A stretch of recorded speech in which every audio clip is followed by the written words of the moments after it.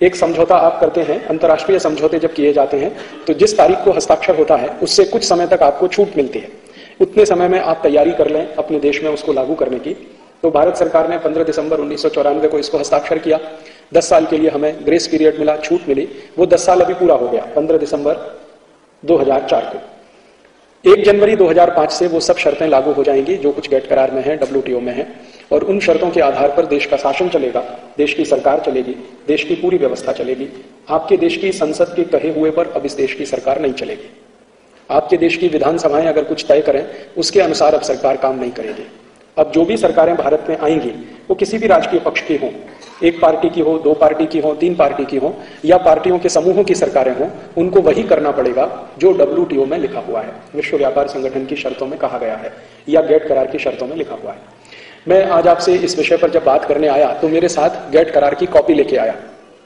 विश्व व्यापार संगठन का जो समझौता जिस पर भारत सरकार ने हस्ताक्षर किया है वो मैं मेरे साथ लाया हूं। वो समझौते का जो ड्राफ्ट है वो मेरे हाथ में है। बस इतना ही मैंने किया है कि इस पे कवर चढ़ा दिया, क्योंकि ये बार बार मुझे इस्तेमाल करना पड़ता है। तो इसके ऊपर कवर है, बाकी अंदर वो पूरा का पूरा ड्राफ्ट है। ये पूरा ड्राफ्ट लगभग 576 पेज का है और इस 576 पेज के ड्राफ्ट में 2000 से ज्यादा शर्तें हैं। इन सभी शर्तों के अलग अलग अध्याय बने हुए हैं। जैसे इसमें कुल मिलाकर लगभग 28 अध्याय हैं। इस 576 पेज को 28 अध्याय में बांटा गया है। 28 चैप्टर्स हैं। अलग अलग अध्याय के अलग अलग नाम हैं। जैसे एक अध्याय है एग्रीमेंट ऑन एग्रीकल्चर, कृषि विषय का समझौता।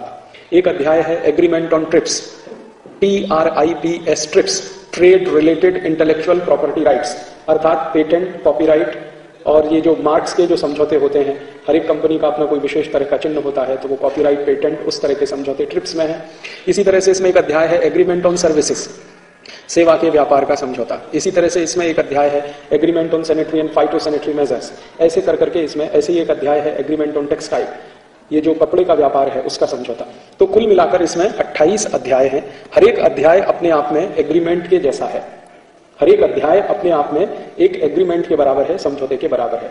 कुल अध्याय 28 हैं। इन सबको मिलाकर इसको WTO एग्रीमेंट कहा जाता है या गेट करार कहा जाता है। ये गेट करार जब हस्ताक्षर हुआ था 15 दिसंबर 1994 को, तो हमारे देश की सरकार, उन्होंने बार बार ये कहा था कि हम इसको हस्ताक्षर नहीं करेंगे। संसद के अंदर कहा था, संसद के बाहर कहा था। और जैसा कि मेरे पूर्व वक्ता श्री रूपेश ने कहा, 14 दिसंबर 1994 तक हमारी सरकार कह रही थी कि हम WTO पर गेट करार पर हस्ताक्षर नहीं करेंगे। लेकिन अचानक 15 दिसंबर 1994 को ये हस्ताक्षर कर दिए गए और 16 दिसंबर को मेरे जैसे आदमी को, आपको सभी को अखबारों के माध्यम से सूचना मिली। अखबारों के माध्यम से पता चला। संसद में भी माहिती नहीं आई थी। उसके पहले भारत की सरकार के जो प्रतिनिधि थे जिन्होंने ये हस्ताक्षर किया था, उन्होंने न्यूज़पेपर्स को बताया, रिपोर्टर्स को बुलाकर कहा कि हमने वो हस्ताक्षर किया। तो बहुत सारे पत्रकारों ने उनसे पूछा कि कल तक तो आप कह रहे थे कि हम हस्ताक्षर नहीं करेंगे, अब एक ही दिन में आपने ये हस्ताक्षर करके मत परिवर्तन किया, मन बदल दिया, ऐसा कैसे हुआ? तब उन्होंने कहा था, वो बात मैं आपको कोट करना चाहता हूं, अंग्रेजी में कही गई थी, बेगर्स हैव नो चॉइस। सरकार की ओर से कहा गया था, बेगर्स हैव नो चॉइस, माने जो भिखारी होते हैं उनका अपना कोई मंतव्य नहीं होता है, उनकी कोई अपनी चॉइस नहीं होती है। माने भिखारी तो वही करता है जो भीख देने वाला कराता है। माने आपको कोई भीख दे रहा है, आप भीख ले रहे हैं, तो भीख देने वाला जो आपसे कहेगा वही आपको करना पड़ेगा। इसका मतलब यह है बेगर्स हैव नो चॉइस। ये सरकार की तरफ से कहा गया था। हमारे देश में ऐसी परिस्थिति क्यों बनी जब हमने ये गेट करार हस्ताक्षर किया, इस पर भी मैं बात करूंगा। लेकिन वो बात करने से पहले ये गेट करार शुरू कैसे हुआ इस पर बात करता हूं, ताकि आपको इसका इतिहास भी पता हो। गेट करार की शुरुआत हुई सन 1948 में। गेट एक शब्द है अंग्रेजी का, GATT। उसका पूरा अर्थ है journal agreement on trade and tariff. Trade का मतलब आप समझते हैं व्यापार, टैरिफ का मतलब होता है बाहर से आने वाली वस्तुओं पर लगाया गया टैक्स, उसको हम टैरिफ कहते हैं। तो व्यापार और बाहर से आने वाली वस्तुओं पर लगाए गए टैक्स का एक सामान्य समझौता, इसको गेट के नाम से जाना जाता है। 1948 में यह शुरू हुआ था। इसकी शुरुआत कैसे हुई थी? दुनिया के 23 देशों ने मिलकर इसको शुरू किया था। वो 23 देशों में से भारत एक देश था। 1947 में भारत आजाद हुआ, आप जानते हैं, 15 अगस्त को। 1948 में गेट शुरू हुआ। भारत शुरू से ही गेट में शामिल था, माने गेट को शुरू करवाने वाले देशों में भारत एक महत्वपूर्ण देश था। भारत के साथ और भी कई देश थे। एक देश था अमेरिका, दूसरा था ब्रिटेन, एक था फ्रांस, एक था जर्मनी। ऐसे दुनिया के 23 देशों ने मिलकर इसको शुरू किया था। इसकी शुरुआत के पहले की घटना एक बताऊं तो आपको और अच्छे से समझ में आएगा ये क्यों शुरू किया था, जरूरत क्या थी इसकी। जरूरत यह थी कि 1945 में दूसरा विश्व युद्ध पूरा हुआ था। 1939 में दूसरा विश्व युद्ध शुरू हुआ था। 1939 से 1945 के बीच में ये जो सेकंड वर्ल्ड वॉर चला, दूसरा विश्व युद्ध चला, इसमें दुनिया के अमीर देशों की सारी अर्थव्यवस्था खत्म हो गई थी, खलास हो गई थी। अमीर देशों में आप गिनती करना चाहें तो ब्रिटेन उस समय काफी ऊपर था। ब्रिटेन के नजदीक में फ्रांस, फ्रांस के नजदीक में जर्मनी, जर्मनी के नजदीक में Spain, Portugal, Sweden, Switzerland, Denmark, Norway, Finland और इनके साथ अमेरिका, कनाडा, ये सब अमीर देशों की श्रेणी में आते हैं। दूसरे विश्व युद्ध में सबसे ज्यादा नुकसान हुआ था अमीर देशों को, श्रीमंत देशों को। दुनिया के जितने ज्यादा श्रीमंत देशों को नुकसान हुआ, सबसे अधिक तो दूसरे विश्व युद्ध में हुआ था। नुकसान किस स्तर पर हुआ था? इनकी पूरी अर्थव्यवस्था खलास हो गई थी। जर्मनी और फ्रांस तो इस स्थिति में आ गए थे कि वहां के लोगों की भूखमरी की हालत हो गई थी। इंडस्ट्रीज सब चौपट हो गई, कंपनियां सब बंद हो गई, लाखों लोग युद्ध में मारे गए। दूसरे विश्व युद्ध पर जिन इतिहासकारों ने काम किया है, उनका कहना है कि दूसरे विश्व युद्ध में यूरोप के कम से कम 1 करोड़ लोग मरे थे। कम से कम 1 करोड़ लोग मरे थे। दूसरे विश्व युद्ध में बहुत तबाही हुई थी और इस तबाही में पूरी अर्थव्यवस्था डूब गई थी। दूसरे विश्व युद्ध से अगर किसी को फायदा हुआ था तो वो एक ही देश था, उसका नाम था अमेरिका। अमेरिका को बहुत फायदा हुआ था, अमेरिका का कोई नुकसान नहीं हुआ था। नुकसान नहीं हुआ, उसका कारण क्या था? सबसे बड़ा कारण यह था कि दूसरा विश्व युद्ध अमेरिका की जमीन पर नहीं लड़ा गया। दूसरे विश्व युद्ध में जो जमीन इस्तेमाल की गई, जो स्थान था युद्ध का, जो बैटलफील्ड था, जो वॉर फील्ड था, वो यूरोप था। और यूरोप में भी सेंट्रल यूरोप था, केंद्रीय यूरोप जिसको कहा जाता है। वेस्टर्न यूरोप भी थोड़े आजकल कह सकते हैं। सबसे ज्यादा लाभ अमेरिका को 2 कारण से हुआ। एक तो अमेरिका की जमीन पर युद्ध नहीं हुआ था, दूसरा अमेरिका को लाभ इस युद्ध में यह हुआ था कि अमेरिका की हथियार बनाने वाली बड़ी बड़ी कंपनियों को जबरदस्त ऑर्डर्स मिले थे दूसरे विश्व युद्ध में। जर्मनी ने जो हथियार इस्तेमाल किए फ्रांस के खिलाफ या ब्रिटेन के खिलाफ, वो सारे के सारे हथियार अमेरिका ने बेचे। और दूसरी तरफ जर्मनी के खिलाफ ब्रिटेन और फ्रांस ने जो हथियार इस्तेमाल किए, वो भी अमेरिका ने बेचे। माने अमेरिका दोनों तरफ हथियार सप्लाई करने वाला सबसे बड़ा देश था। अमेरिका की ये जो बड़ी बड़ी कंपनियां हैं, जिनके नाम कभी कभी आप अखबारों में पढ़ते हैं, जैसे General Motors, GM, Ford, IBM, Rexon, Raytheon, Exxon, ऐसी आईटीटी, कॉपर कोनेकॉट, ऐसी अमेरिका की जो बड़ी बड़ी कंपनियों के नाम अक्सर आप सुनते हैं, ये सब हथियार बनाने वाली बड़ी कंपनियां हैं। इन हथियार बनाने वाली कंपनियों को जबरदस्त मुनाफा हुआ था। इन्होंने जो मित्र देश थे, मित्र देश माने ब्रिटेन के साथ मिलकर जर्मनी के खिलाफ लड़ने वाले देशों को मित्र देश कहा जाता था, जर्मनी के साथ मिलकर लड़ने वाले देशों को शत्रु देश कहा जाता था। तो मित्र देशों को भी हथियार अमेरिका बेच रहा था, शत्रु देशों को भी हथियार अमेरिका बेच रहा था। अमेरिका की 10 उंगलियां घी में थी और 10 पैर की उंगलियां घी में थी, 20 उंगलियां घी में थी, ऐसा कह सकते हैं। तो दूसरे विश्व युद्ध का सबसे बड़ा लाभ किसी एक देश को हुआ तो अमेरिका को, और सबसे बड़ा नुकसान जिन देशों को हुआ, यूरोप के देशों को, France, Germany, Sweden, Switzerland, Denmark, Norway, Britain आदि आदि देशों को। जिन देशों को नुकसान हुए, उन देशों ने आपस में बैठकर कुछ समझौते किए। उनमें से एक समझौता यह था कि युद्ध अब समाप्त हुआ है, हमको आगे बढ़ना है, तो एक दूसरे को सहयोग करना सीखना चाहिए। तो यूरोप के देशों ने आपस में मिलकर एक दूसरे को सहयोग करने के लिए एक समझौता किया, जिसको नो वॉर पैक्ट कहा जाता है। वो समझौता यूरोप के देशों ने इस तरह से किया कि हम भविष्य में कभी भी एक दूसरे के खिलाफ युद्ध नहीं लड़ेंगे, क्योंकि युद्ध के भयंकर दुष्परिणाम उन्होंने देखे थे। तो युद्ध नहीं लड़ेंगे, ऐसा समझौता उन्होंने कर लिया, और वो समझौता आज तक कायम है। यूरोप के देशों ने 1945 के दूसरे विश्व युद्ध के बाद आपस में 2004 की तारीख में कोई युद्ध नहीं लड़ा है। 1945 से सन 2004 के बीच में यूरोप के देशों ने एक दूसरे के खिलाफ कोई युद्ध नहीं लड़ा है। लेकिन आश्चर्य की बात यह है कि 1945 से सन 2004 के बीच में दुनिया में 345 युद्ध हुए हैं। 345 युद्ध हो चुके हैं। लेटेस्ट युद्ध जो है वो इराक का है। इराक से पहले अफगानिस्तान, अफगानिस्तान के पहले आप जानते हैं कुवैत का, कोरिया का, वियतनाम का, ऐसे चिली का, कोस्टारिका का, कोलंबिया का, भारत पाकिस्तान का, बांग्लादेश का, ऐसे कुल मिलाकर अगर सूची बनाई जाए तो 1945 से लेकर सन 2004 के बीच में 345 युद्ध हो चुके हैं। आने वाले समय में और भी होने की तैयारी है। सीरिया में युद्ध हो सकता है, ईरान में हो सकता है, अमेरिका ने घोषित कर दिया है, कोरिया में भी होने की संभावना है। तो युद्ध तो लगातार हो रहे हैं। 1945 के बाद दुनिया में कोई शांति स्थापित नहीं हुई है, काफी युद्ध हो रहे हैं, लेकिन यूरोप की जमीन पर नहीं हो रहे हैं। ध्यान देने की बात यह है। क्यों? क्योंकि यूरोप के देशों ने आपस में समझौता किया हुआ है कि हम एक दूसरे के खिलाफ लड़ेंगे नहीं। लेकिन ये जो दूसरे विश्व युद्ध के बाद से दुनिया में युद्ध हो रहे हैं, इन युद्धों में अभी फायदा किसको हो रहा है? अभी फायदा अमेरिका और यूरोप दोनों को बराबर बराबर हो रहा है। 1945 के दूसरे विश्व युद्ध में पूरा फायदा सिर्फ अमेरिका को हुआ। 1945 के बाद जो 345 युद्ध दुनिया में हुए हैं, उसमें फायदा यूरोप को भी हो रहा है, अमेरिका को भी हो रहा है। कैसे हो रहा है? यूरोप की बड़ी बड़ी कंपनियां हथियार बना रही हैं और दुनिया के देशों को बेच रही हैं। अमेरिका की भी कंपनियां भी हथियार बना रही हैं, दूसरे देशों को बेच रही हैं। अगर आप ध्यान से अखबार पढ़ते हैं तो 2-3 दिन पहले आपने देखा होगा, अमेरिका की एक बड़ी कंपनी जो F-16 विमान बनाती है, फाइटर प्लेन, उसने पाकिस्तान को बेचना शुरू किया है। परिणाम क्या निकलेगा? भारत भी वही खरीदेगा। क्योंकि भारत को पाकिस्तान से डर है, पाकिस्तान को भारत से डर है, तो अमेरिका ने पाकिस्तान को बेचना शुरू किया तो भारत सरकार भी खरीदेगी। थोड़े दिन के बाद पाकिस्तान सरकार और ज्यादा खरीदेगी तो भारत सरकार और ज्यादा खरीदेगी, तो अमेरिका का दोनों देशों में व्यापार चल गया हथियार बेचने का, F-16 प्लेन बेचने का। और F-16 का फाइटर प्लेन कोई कॉलगेट का पिस्त नहीं है जो 10-20 रुपए में बेचा जाए। ये तो ऐसा फाइटर प्लेन है जो अरबों डॉलर में बिकता है और उसमें मुनाफा हजारों प्रतिशत में होता है। ऐसे ही तरीके से हथियार बेचने के काम किए जाते हैं। एक देश को देना, फिर पड़ोसी देश अपने आप खरीदेगा, उसको देना तो उसका पड़ोसी अपने आप खरीदेगा, फिर उसको देना तो उसका पड़ोसी अपने आप खरीदेगा। तो हथियारों की एक अंधी दौड़ पूरी दुनिया में जो चल रही है दूसरे विश्व युद्ध के बाद, उसका सबसे बड़ा लाभ अमेरिका और यूरोप को हो रहा है। यह लाभ जो है इतना अधिक है कि इन दोनों इलाके में, अमेरिका और यूरोप के इलाके में पिछले 50 साल में अभूतपूर्व समृद्धि आई है।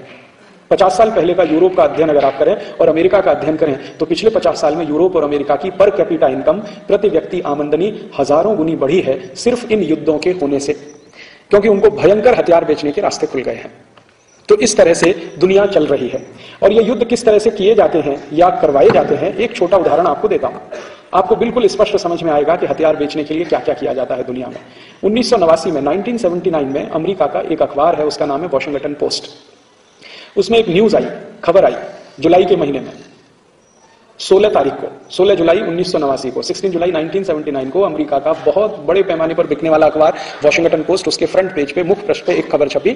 खबर यह थी कि इराक और ईरान नाम के दो देश, पड़ोसी देश, इनके बीच में एक क्षेत्र है, दो देशों के बीच में एक क्षेत्र है, उसको अरबी भाषा में शत अल अरब कहते हैं।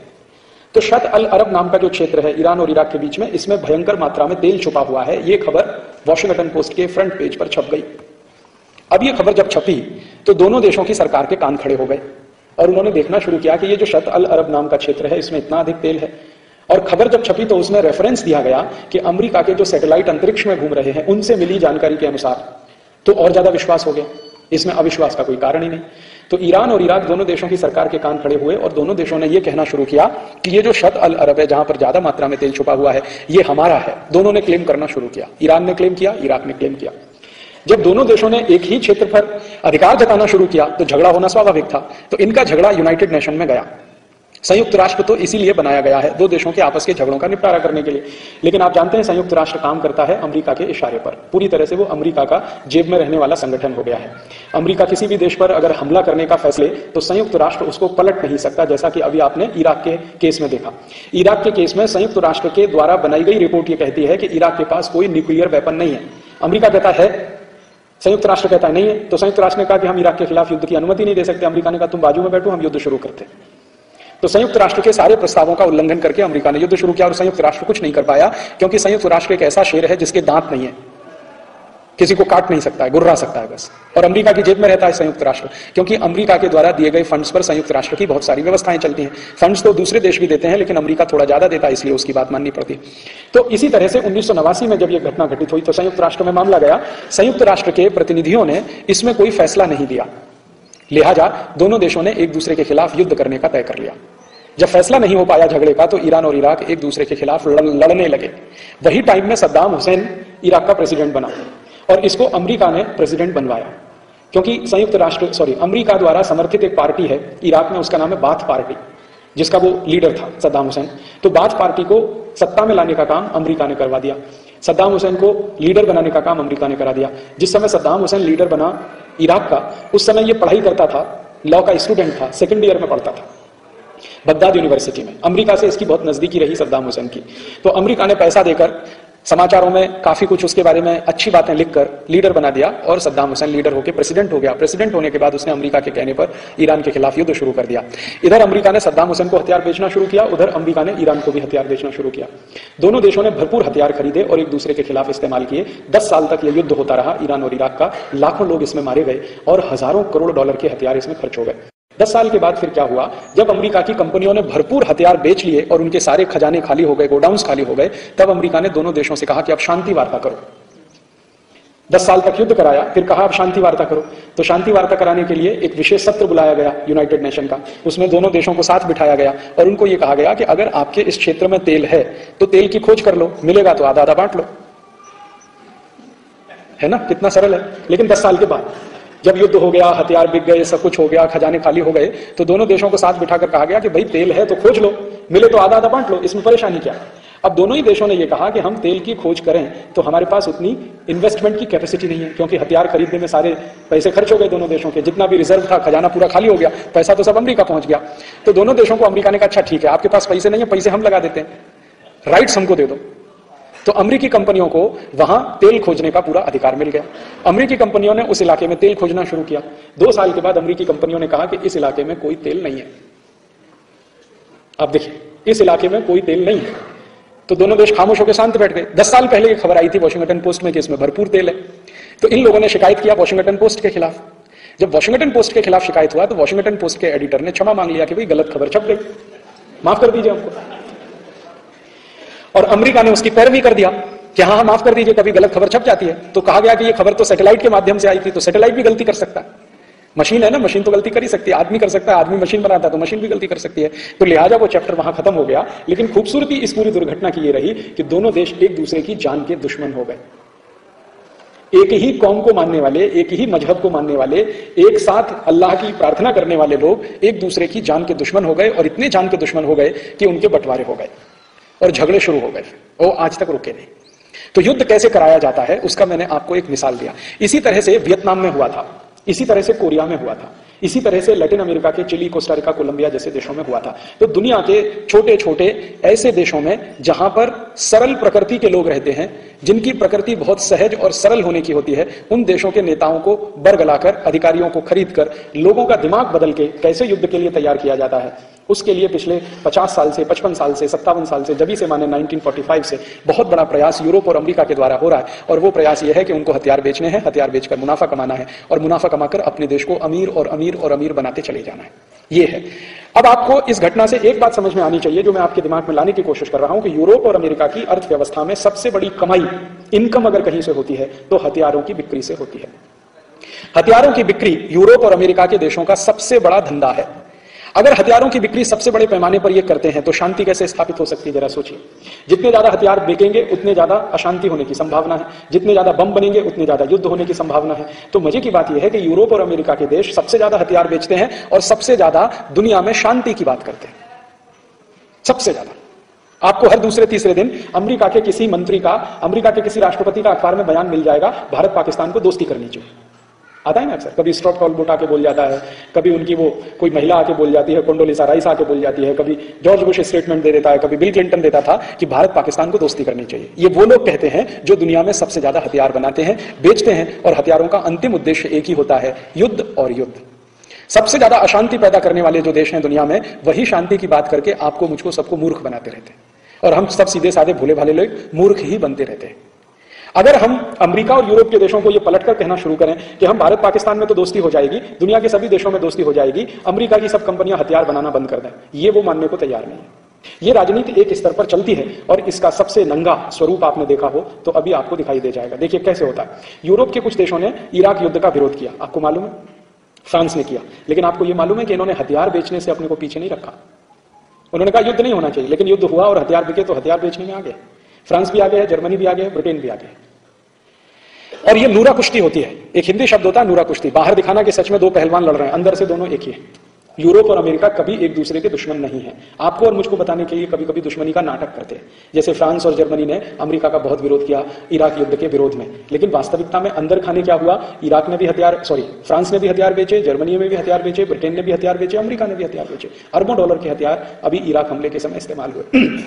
इसी तरह अफगानिस्तान में हुआ। तो युद्ध की जो राजनीति है, ये पूरी दुनिया में सबसे ज्यादा मुनाफा देने वाली राजनीति है यूरोपियन देशों को और अमेरिका को। ये एक बात। दूसरी एक बात हमें और समझनी चाहिए, वो ये समझनी चाहिए कि ये यूरोप और अमेरिका के जो देश हैं हथियारों का उत्पादन करते हैं, उसके अलावा दवाएं भी बनाते हैं, रासायनिक खाद भी बनाते हैं, टूथपेस्ट, टूथ पाउडर भी बनाते हैं, कपड़े भी बनाते हैं, जूते चप्पल भी बनाते हैं, खेलकूद के खिलौने भी बनाते हैं, ये चीजें भी बनाते हैं। और युद्ध के अलावा जो कुछ वो बनाते हैं उसका खपत करने की गुंजाइश उनके देश में बहुत कम है। अर्थात अमेरिका और यूरोप के देशों में युद्ध के हथियारों के अलावा जितनी चीजों का उत्पादन होता है उनकी खपत उनके यहां सबसे कम होती है। कारण क्या है, यूरोप और अमेरिका की आबादी बहुत कम है। यूरोप की कुल आबादी अगर आप गिनना शुरू करें तो गिनिए, फ्रांस की आबादी 6.5 करोड़, ब्रिटेन की आबादी 6.5 करोड़ के आसपास, जर्मनी की आबादी लगभग 5 करोड़, 5.25 करोड़, स्वीडन की आबादी 1 करोड़ के आसपास, स्विट्जरलैंड की आबादी 1 करोड़ से कम, डेनमार्क, नॉर्वे, फिनलैंड, तीनों की आबादी 1 करोड़ से कम। ये सभी देशों की कुल आबादी बहुत कम है।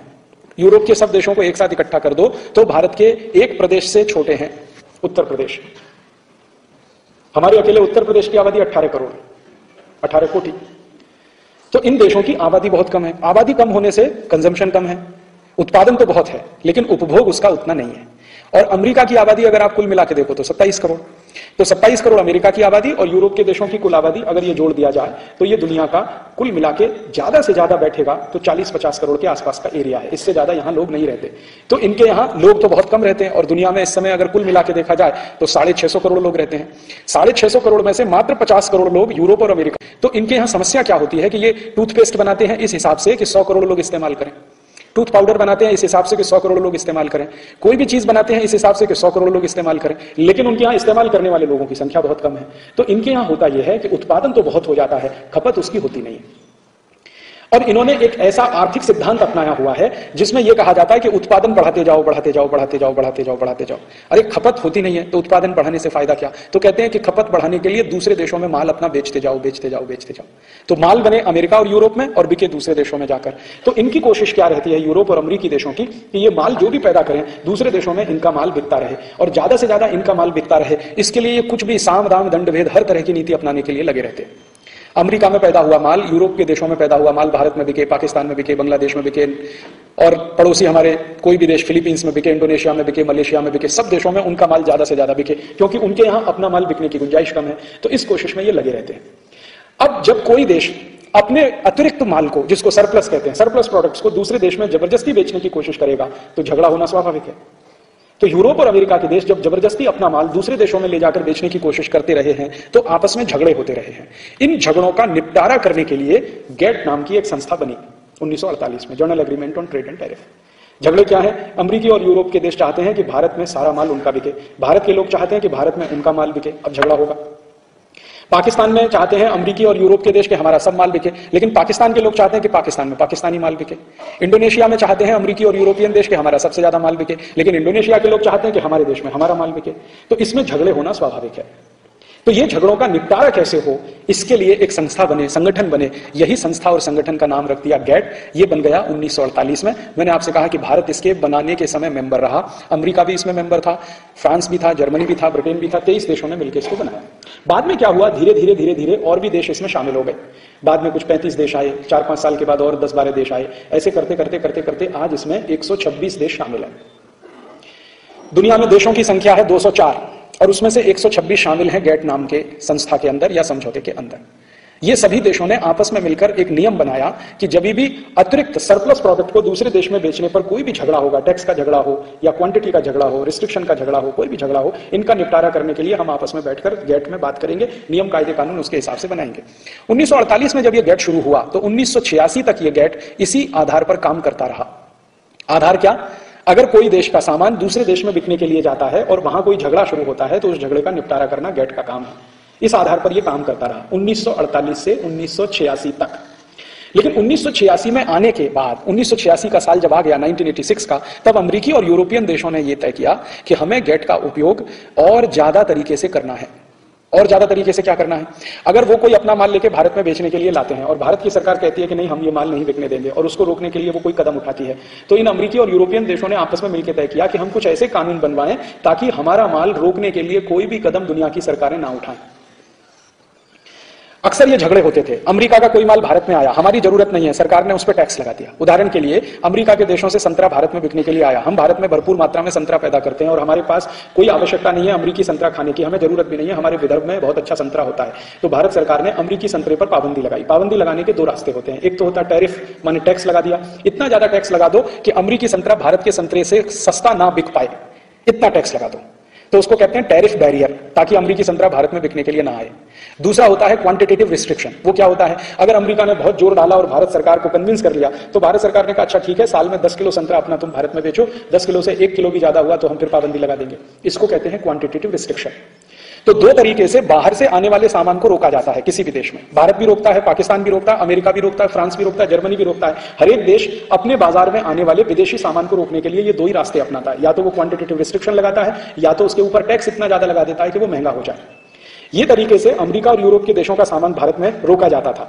इन देशों ने क्या सोचा कि अगर हम ये क्वांटिटेटिव रिस्ट्रिक्शन और टैरिफ बैरियर दोनों समाप्त करा लें तो फिर भारत या भारत जैसे तमाम देश हमारा कोई माल रोक नहीं पाएंगे अपने बाजार। हम जितना चाहेंगे उतना माल भारत और यूरोप में, भारत और भारत के पड़ोसी देशों में बेच पाएंगे। उनके यहां परेशानी क्या है? मैंने आपसे कहा कि माल का उत्पादन तो बढ़ता जा रहा है, कंजम्पशन उसका है नहीं। अब जब उत्पादन ज्यादा होता है और उपभोग कम होता है तो अर्थशास्त्र की परिभाषा में एक संकट आता है, उसको कहते हैं मंदी, रिसेशन, इकोनॉमिक रिसेशन, आर्थिक मंदी। तो ये यूरोप और अमेरिका के देशों में चलती है भयंकर आर्थिक मंदी, और मंदी का कारण यह है कि उनके यहां पैदा हुआ माल ज्यादा उनके यहां बिकता नहीं और दूसरे देशों में भी बिकने की गुंजाइश नहीं। तो माल तो ज्यादा हो रहा है लेकिन उत्पादन तो होने से कोई लाभ नहीं, उपभोग होता नहीं, तो उसमें से जो लाभ आना चाहिए आता नहीं। तो इन्होंने सोचा कि अपने देश की जो मंदी है उसको दूर करने के लिए हम भारत जैसे तमाम देशों में जहां पर बाजार बहुत बड़ा है, कितना बड़ा है? 103 करोड़ की लोक संख्या हमारी, चीन की 140 कोटि की लोक संख्या, और चीन और भारत को मिला दें तो आधी दुनिया, 140 कोटि और 103 कोटि तो 243 कोटि हो गया, लगभग आधी दुनिया हो गई। और फिर हमारे पड़ोसी देशों को देखें, इंडोनेशिया 18 कोटि का देश, पाकिस्तान 14 कोटि का देश, 18 कोटि के यूरोप में कोई देश नहीं।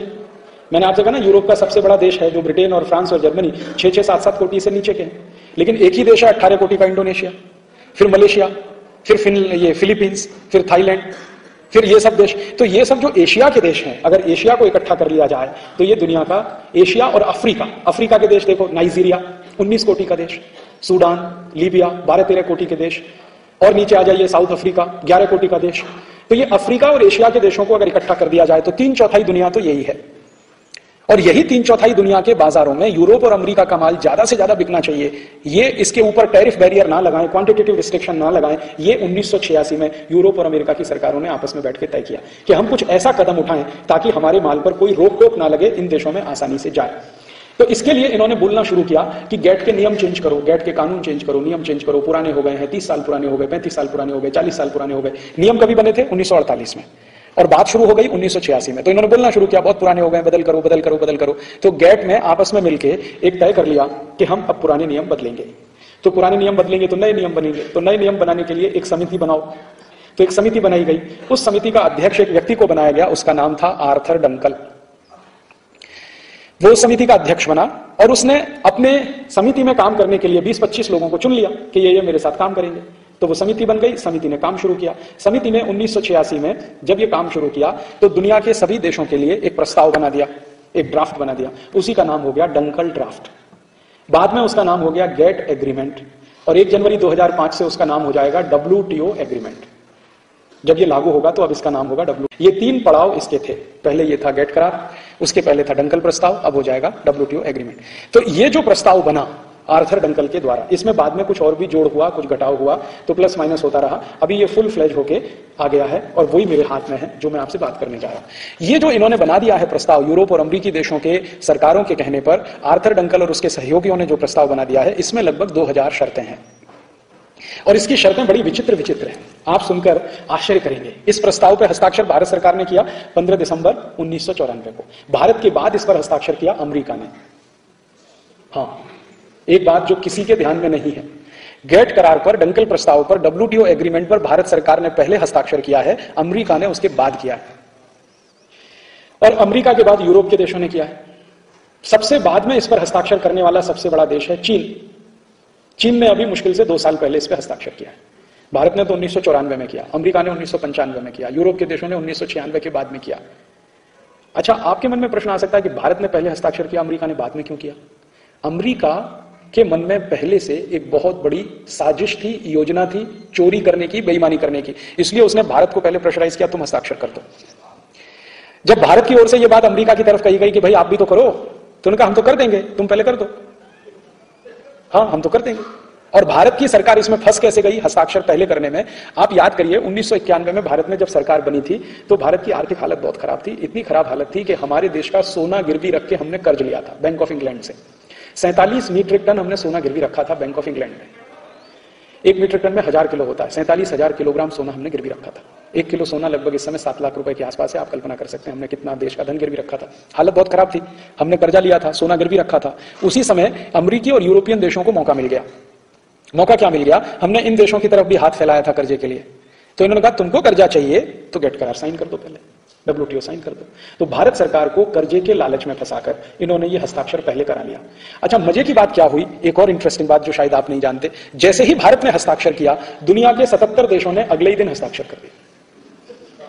हाँ, 77 देशों ने अगले ही दिन कर दिया। भारत ने 15 दिसंबर को किया 1994, 16 दिसंबर 1994 को दुनिया के 77 देशों ने हस्ताक्षर किया। ये देश कौन थे? Indonesia, Malaysia, Philippine, Sri Lanka, Bangladesh, Pakistan, Nigeria, Kenya, Somalia, Ethiopia, south Africa, ये सब देशों ने किया। जब इन देशों से यह पूछा गया कि तुमने हस्ताक्षर क्यों किया, तो उन्होंने कहा जी भारत ने किया तो हमने कर दिया। हाँ, बिल्कुल स्पष्ट उनका यही कहना था, जी भारत ने किया तो हमने कर दिया। तो भारत ने क्या किया और तुमने क्यों किया? तो वो कहते थे जी भारत सरकार ने किया है तो कुछ सोच समझ के किया होगा, हमको इसमें सोचने की भी फुर्सत नहीं है, जरूरत भी नहीं है। अच्छा, इन सब देशों ने ये जो कहा इसमें उनका कोई दोष नहीं है। कारण क्या है कि ये जो 77 देश थे ना, इनका लीडर था भारत। हाँ, ये देशों को दुनिया में कहा जाता है G77। तो ये जो G77 थे, इनका था लीडर भारत। 94 में भारत G77 का अध्यक्ष था, प्रेसिडेंट था। तो जब प्रेसिडेंट ने साइन किया तो नीचे मेंबर तक सबने साइन कर दिया। इन्होंने ना सोचा ना विचारा कि हमको क्या होगा, हमको क्या होगा, हमको क्या होगा। उन्होंने क्या कहा, जो भारत को होगा वो हमको होगा, ऐसा। बाद में G77 के देशों के कुछ लोगों ने जब इसको देखना, पढ़ना, समझना शुरू किया, तब उनको लगा कि ये तो बहुत बड़ा धोखा हो गया। और अब यही G77 में 25-26 ऐसे देश हैं जो गेट को रद्द करने के लिए अभियान चला रहे हैं।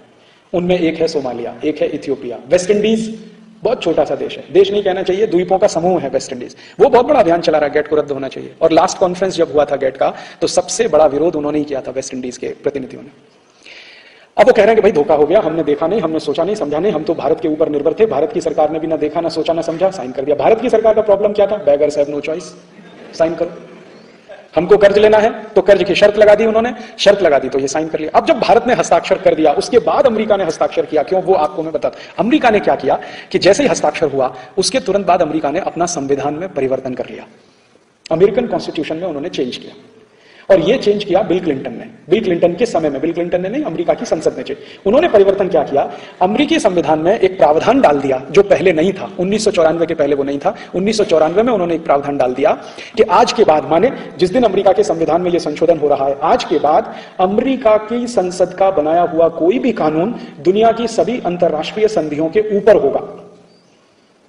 इसको अंग्रेजी में उन्होंने कहा, always American law will prevail, always American constitution will prevail, always American parliament will be the supreme।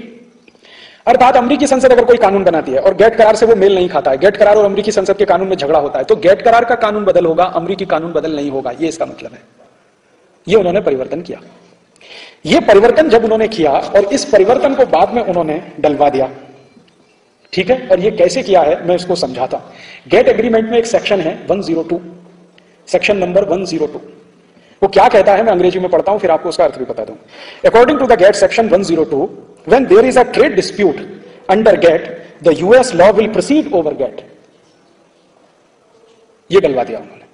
अब इतने से में ही सारा खेल खत्म हो गया। फिर आगे, the US law will proceed over GATT in every case, not just in some cases, not just in most cases, but in every case. अर्थात गेट करार का कानून और अमेरिकी संसद के कानून का जब भी झगड़ा होगा तो अमेरिकी संसद का कानून ही माना जाएगा, गेट का कानून नहीं माना जाएगा किसी भी केस में, किसी भी क्षेत्र में।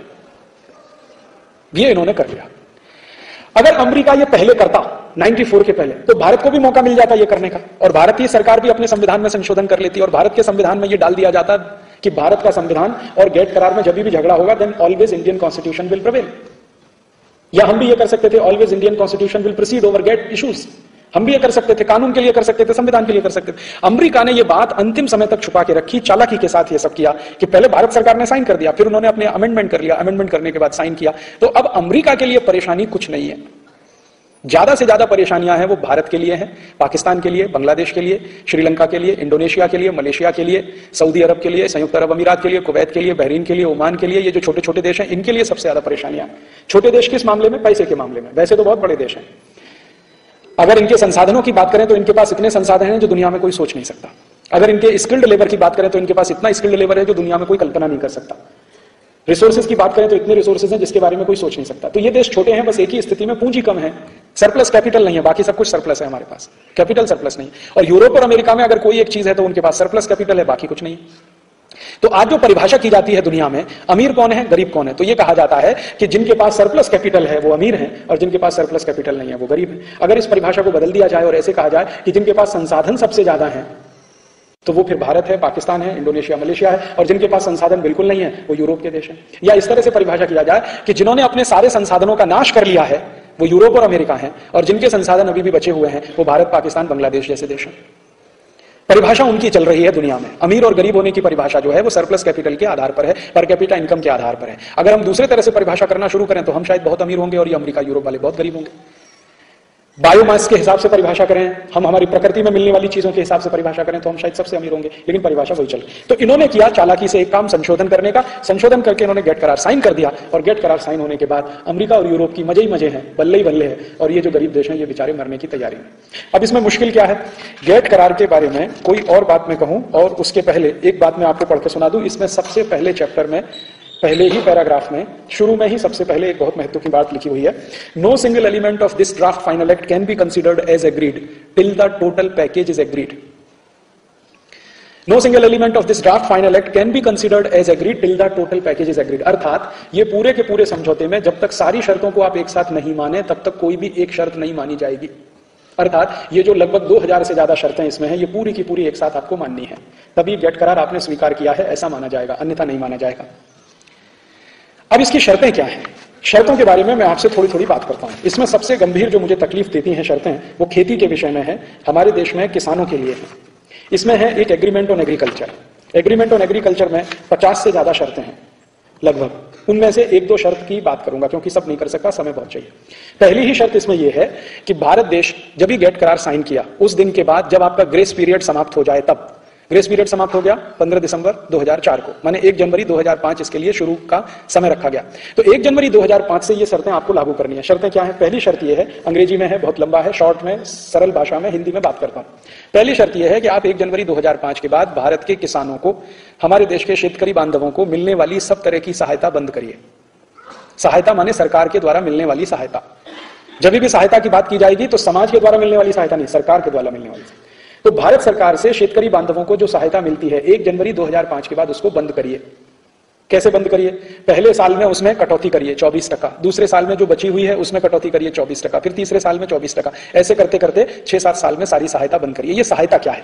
अंग्रेजी में इसको कहते हैं सब्सिडी, हिंदी में कहते हैं सहायता। सब्सिडी शायद आपको जल्दी समझ में। तो भारत के शेतकरी बांधवों को मिलने वाली सब्सिडी 1 जनवरी 2005 से खत्म करिए, ये है पहली शर्त। शर्त है खत्म करिए। और कैसे खत्म करिए? जो सहायता भारत के शेतकरी बांधवों को मिलती है उसका 24% पहले वर्ष में कम कर दीजिए, दूसरे वर्ष में जो बचा हुआ है उसका 24% कम कर दीजिए, तीसरे वर्ष में, और तो ऐसे करते करते 6-7 वर्ष में पूरा खत्म हो जाए। शेतकरी बांधवों को सहायता क्या है हमारे देश में? 2 तरह की सहायता है, एक तो प्रत्यक्ष, दूसरी परोक्ष, डायरेक्ट सब्सिडी, इनडायरेक्ट सब्सिडी। वो क्या है? हमारा कोई भी शेतकरी बांधव कुछ भी बाजार में बेचने के लिए जब जाता है तो एक मिनिमम सपोर्ट प्राइस फिक्स होता है हर चीज का। जैसे कापूस का न्यूनतम समर्थन मूल्य या न्यूनतम खरीदी मूल्य तय होता है सरकार के द्वारा। उसका अर्थ यह होता है कि इस कीमत से कम कीमत पर कापूस नहीं बिकेगी, नियमित है। बिकती है वो एक अलग बात है, कहीं 2100 है, ऐसा है, लेकिन बिक रहा है 1700 रुपए क्विंटल। हो सकता है अगले साल 1500 पे भी ना बिके, 1400 पे भी ना बिके। तो जो न्यूनतम समर्थन मूल्य तय किया सरकार ने वो एक है, और अंतर्राष्ट्रीय मूल्य एक होता है। अंतर्राष्ट्रीय मूल्य के बारे में भारत में मैं थोड़ा अध्ययन करता हूं पिछले 8-10 वर्षों से, तो हमेशा मुझे यह लगता है कि अंतर्राष्ट्रीय जो मूल्य है उससे भारत में थोड़ा मूल्य ज्यादा ही रहता है, न्यूनतम समर्थन मूल्य जो होता है, मिनिमम सपोर्ट प्राइस। तो अंतर्राष्ट्रीय मूल्य और भारत के मार्केट का जो न्यूनतम समर्थन मूल्य है, इसके बीच का जो गैप है वही सरकार की सब्सिडी माना जाता है। अर्थात अगर कोई शेतकरी बांधव अपनी कापूस को अंतर्राष्ट्रीय बाजार में बेचे और वहां पर वो 1700 रुपए क्विंटल बिके या 1500 रुपए क्विंटल बिके, लेकिन महाराष्ट्र सरकार ने 2200 रुपए क्विंटल भाव तय किया है, तो प्रति क्विंटल 700 रुपए सब्सिडी माना जाएगा। ये होती है डायरेक्ट सपोर्ट, डायरेक्ट सब्सिडी। और ये सभी वस्तुओं में है, कापूस में भी है, गेहूं में भी है, चावल भी है, तुअर भी है, सभी जगह ऐसा होता है। दूसरी तरफ होता है इनडायरेक्ट सपोर्ट। इनडायरेक्ट सपोर्ट क्या होता है कि हम जब भी बाजार से रासायनिक खाद खरीदते हैं, यूरिया, डीएपी, सुपर फॉस्फेट, तो इसका बाजार जो मूल्य है एक शेतकरी के लिए उसका बाजार मूल्य है 250 से 350 रुपए का 50 किलो। और वही रासायनिक खाद यूरिया, डीएपी, सुपर फॉस्फेट जब फैक्ट्री में बनती है, कारखाने में बनती है, तो उसका उत्पादन मूल्य होता है 500 रुपए का 50 किलो, माने 1000 रुपए क्विंटल के आसपास होता है एवरेज। तो 1000 रुपए क्विंटल में उत्पादन होता है और 500 रुपए क्विंटल में बाजार में वो बिकता है। तो ये जो 500 रुपए क्विंटल का घाटा है ये सरकार उठाती है, और ये शेतकरी की तरफ से सरकार देती है खाद बेचने वाली कंपनियों को। इसको बोला जाता है इनडायरेक्ट सपोर्ट। इसी तरह से बिजली है, भारत के शेतकरी को बिजली थोड़ा सस्ते में है और उद्योगपति को थोड़ा ज्यादा है, घर में भी थोड़ा ज्यादा है, उद्योग में भी ज्यादा है, शेतकरी को थोड़ी सस्ती है। इसी तरह से बीज के क्षेत्र में होता है, बियारण में होता है, सब जगह। तो एक होता है इनडायरेक्ट सपोर्ट, एक है डायरेक्ट सपोर्ट। अब गेट करार की शर्त यह है कि 1 जनवरी 2005 के बाद आप ये सब खत्म करिए, डायरेक्ट सपोर्ट भी खत्म करिए, इनडायरेक्ट सपोर्ट भी खत्म करिए, डायरेक्ट सब्सिडी खत्म करिए, इनडायरेक्ट सब्सिडी खत्म करिए। और भारत सरकार को WTO की काउंसिल ने एक कैलकुलेशन करके अभी भेज दिया है कि 1 साल के अंदर आपको कहां कहां सब्सिडी कितनी कम करनी है।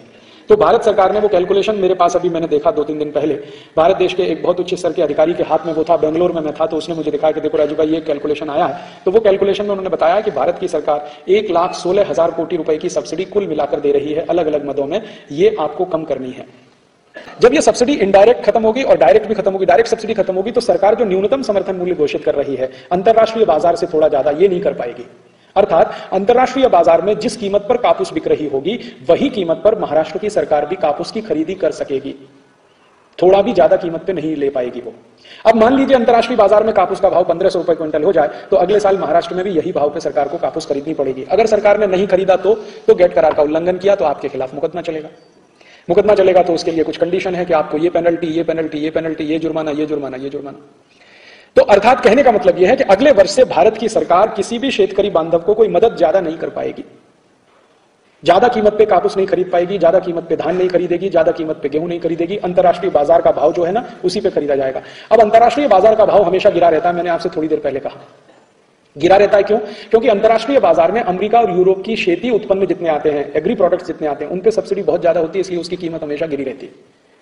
अमेरिका में सबसे ज्यादा सब्सिडी शेतकरी बांधवों को ही मिलती है। एक वर्ष में अमेरिका के शेतकरी बांधवों को लगभग 400 अरब डॉलर की सब्सिडी है, $400 बिलियन। और यूरोप के देशों में भी सबसे ज्यादा सब्सिडी शेतकरी बांधवों को है, जापान में भी सबसे ज्यादा सब्सिडी शेतकरी बांधवों को है। तो उनके देशों में चूंकि सब्सिडी बहुत ज्यादा है, हमारे यहां तो 4 अरब डॉलर के आसपास है, $4 बिलियन भारत में है, अमेरिका में $400 बिलियन है, माने हमसे 100 गुना जास्ती सब्सिडी अमेरिका में है। तो अमेरिका के शेतकरी बांधवों को चूंकि सब्सिडी बहुत ज्यादा है, तो अमेरिका के जो एग्री प्रोडक्ट्स हैं, जो खेती से उत्पन्न वस्तुएं हैं, वो अंतरराष्ट्रीय बाजार में बहुत सस्ती हैं। यूरोप से जो उत्पन्न वस्तुएं हैं खेती की, वो भी बहुत सस्ती हैं। तो उनकी वस्तुएं चूंकि अंतरराष्ट्रीय बाजार में वैसे ही बहुत सस्ती हैं, और भारत की खेती की वस्तुओं को अगर उसी लेवल पे हम प्राइस कैलकुलेट करने लगेंगे तो सबसे ज्यादा मार खाएगा भारत का शेतकरी, क्योंकि इसको हर चीज नीचे हो जाए। अभी तो देखिए, अभी प्रकाश बाबू ने कहा, आप भी देखें 1700 रुपए क्विंटल पे कापूस बिक रहा है, अगले साल आप देखेंगे 1200 रुपए क्विंटल में भी नहीं बिके, 1000 रुपए क्विंटल पे भी नहीं बिके। क्योंकि अगले वर्ष से क्या होगा, परदेशी कापूस भयंकर मात्रा में आ जाएगा आपके मार्केट में। अभी तो उसको रोका हुआ है, अगले साल से गेट करार आ जाएगा। गेट करार दो ही चीजों को हटाता है, क्वांटिटेटिव रिस्ट्रिक्शन हटाता है और टैरिफ बैरियर कम करता है। तो आप ना तो क्वांटिटी का रिस्ट्रिक्शन लगा पाएंगे, ना ज्यादा टैक्स लगा पाएंगे। तो अभी तो परदेशी कापूस ज्यादा नहीं बिकता भारत में, अगले साल से तो आप देखेंगे अमेरिका का कापूस आ गया, इनका कापूस आ गया, उनका कापूस आ गया, पाकिस्तान का आ गया, थाईलैंड का आ गया, फिलीपींस का आ गया, बर्मा का आ गया, सबका आ जाएगा। तब कापूस का भाव और गिरेगा, क्योंकि तब कापूस का भाव जो तय होगा वो मार्केट के डिमांड एंड सप्लाई थ्योरी से तय होगा। अभी तय होता है मिनिमम सपोर्ट प्राइस मैकेनिज्म से। डिमांड एंड सप्लाई थ्योरी क्या कहती है, कोई वस्तु की मांग अगर कम है और उसकी सप्लाई जास्ती है तो कीमत गिरेगी। तो कापूस अगर ज्यादा मात्रा में भारत के बाजार में आया, बाहर से भी आया और यहां से भी उत्पन्न हुआ, तो कीमत उसकी गिरने वाली है, क्योंकि सप्लाई ज्यादा है, डिमांड कम है। भारत सरकार कहती है कि हर साल लगभग 54,000 शेतकरी देश में आत्महत्या करते हैं, पूरे देश में, सरकार के आंकड़े। लेकिन ये आंकड़े वो हैं जब केस रिपोर्ट होता है, रिपोर्ट ही नहीं होता है तो पता नहीं कितने आत्महत्या करते हैं, माहिती नहीं। अगले वर्ष से इनकी संख्या आप देखेंगे लगातार बढ़ेगी, आंध्रा में भी बढ़ेगी, महाराष्ट्र में भी बढ़ेगी, गुजरात में भी बढ़ेगी, उड़ीसा में भी बढ़ेगी, सब जगह बढ़ेगी। क्योंकि शेतकरी गरीब हो सकता है, स्वाभिमानी बहुत होता है, थोड़ा भी स्वाभिमान को ठेस लगे वो आत्महत्या करना पसंद करता है। व्यापारी हिंदुस्तान का दूसरे तरह का है, व्यापारी का स्वाभिमान को गिरवी रख के व्यापार करता है। व्यापारी इस देश में आत्महत्या नहीं करता है, सरकारी अधिकारी भी आत्महत्या नहीं करता, पुढ़ारी तो कभी नहीं करता है। आत्महत्या शेतकरी ही करता है, क्योंकि उसका गरीबी तो है लेकिन स्वाभिमान उसका बहुत है। थोड़ा भी स्वाभिमान पे ठेस लगे, इतना ज्यादा स्वाभिमानी है शेतकरी, उसके घर के सामने कोई बैंक वाला आ गया वसूली करने के लिए, यही उसको लगता है बहुत बड़ा अपमान हो गया, अगले दिन सवेरे तेल पिएगा मर जाएगा, या जंतुनाशक पिएगा मर जाएगा, या पुलिस आ गई उसके दरवाजे के सामने कुछ इस तरह का करने के लिए, वो बिल्कुल बर्दाश्त नहीं करता है, क्योंकि उसको स्वाभिमान सबसे ज्यादा प्रिय है। गरीबी में रहता है लेकिन स्वाभिमान उसने नहीं छोड़ा है। भारत का जो समाज ने स्वाभिमान छोड़ दिया है वो इसमें एडजस्ट कर लेगा WTO में, उसको ज्यादा प्रॉब्लम नहीं आएगी। चलो ऐसे नहीं तो ऐसे करो, कैसे एडजस्ट कर लेगा? जो व्यापारी अभी भारत के शेतकरी का कापूस खरीद रहा है वो परदेशी कापूस खरीदेगा, उसको कोई प्रॉब्लम नहीं है, वो तो जिंदा रहेगा। उसको अभी भारत के शेतकरी की कापूस नहीं मिलेगी अगले साल से, वो परदेशी कापूस खरीद के बेचेगा। वो भारत के शेतकरी का गेहूं नहीं खरीदेगा, परदेशी गेहूं खरीदेगा। वो भारत के शेतकरी का चावल नहीं खरीदेगा, परदेशी चावल खरीदेगा। तो व्यापारी तो इसमें एडजस्ट कर लेगा, अधिकारी भी एडजस्ट कर लेगा, उसको कोई प्रॉब्लम ही नहीं है। अभी वो स्वदेशी कापूस का कापड़ पहनता फिर परदेशी का पहनेगा, वो तो कहेगा और अच्छा है, मुझको तो परदेशी कॉटन का कापूस का कापड़ मिलता तो और अच्छा है। वो परदेशी चावल खाएगा और अच्छा महसूस करेगा, परदेशी गेहूं खाएगा और अच्छा महसूस करेगा। तो भारत का अधिकारी को भी तकलीफ नहीं है, व्यापारी को भी ज्यादा तकलीफ नहीं आएगी, आएगी वो किसी दूसरे लेवल पे आएगी, यहां नहीं आएगी।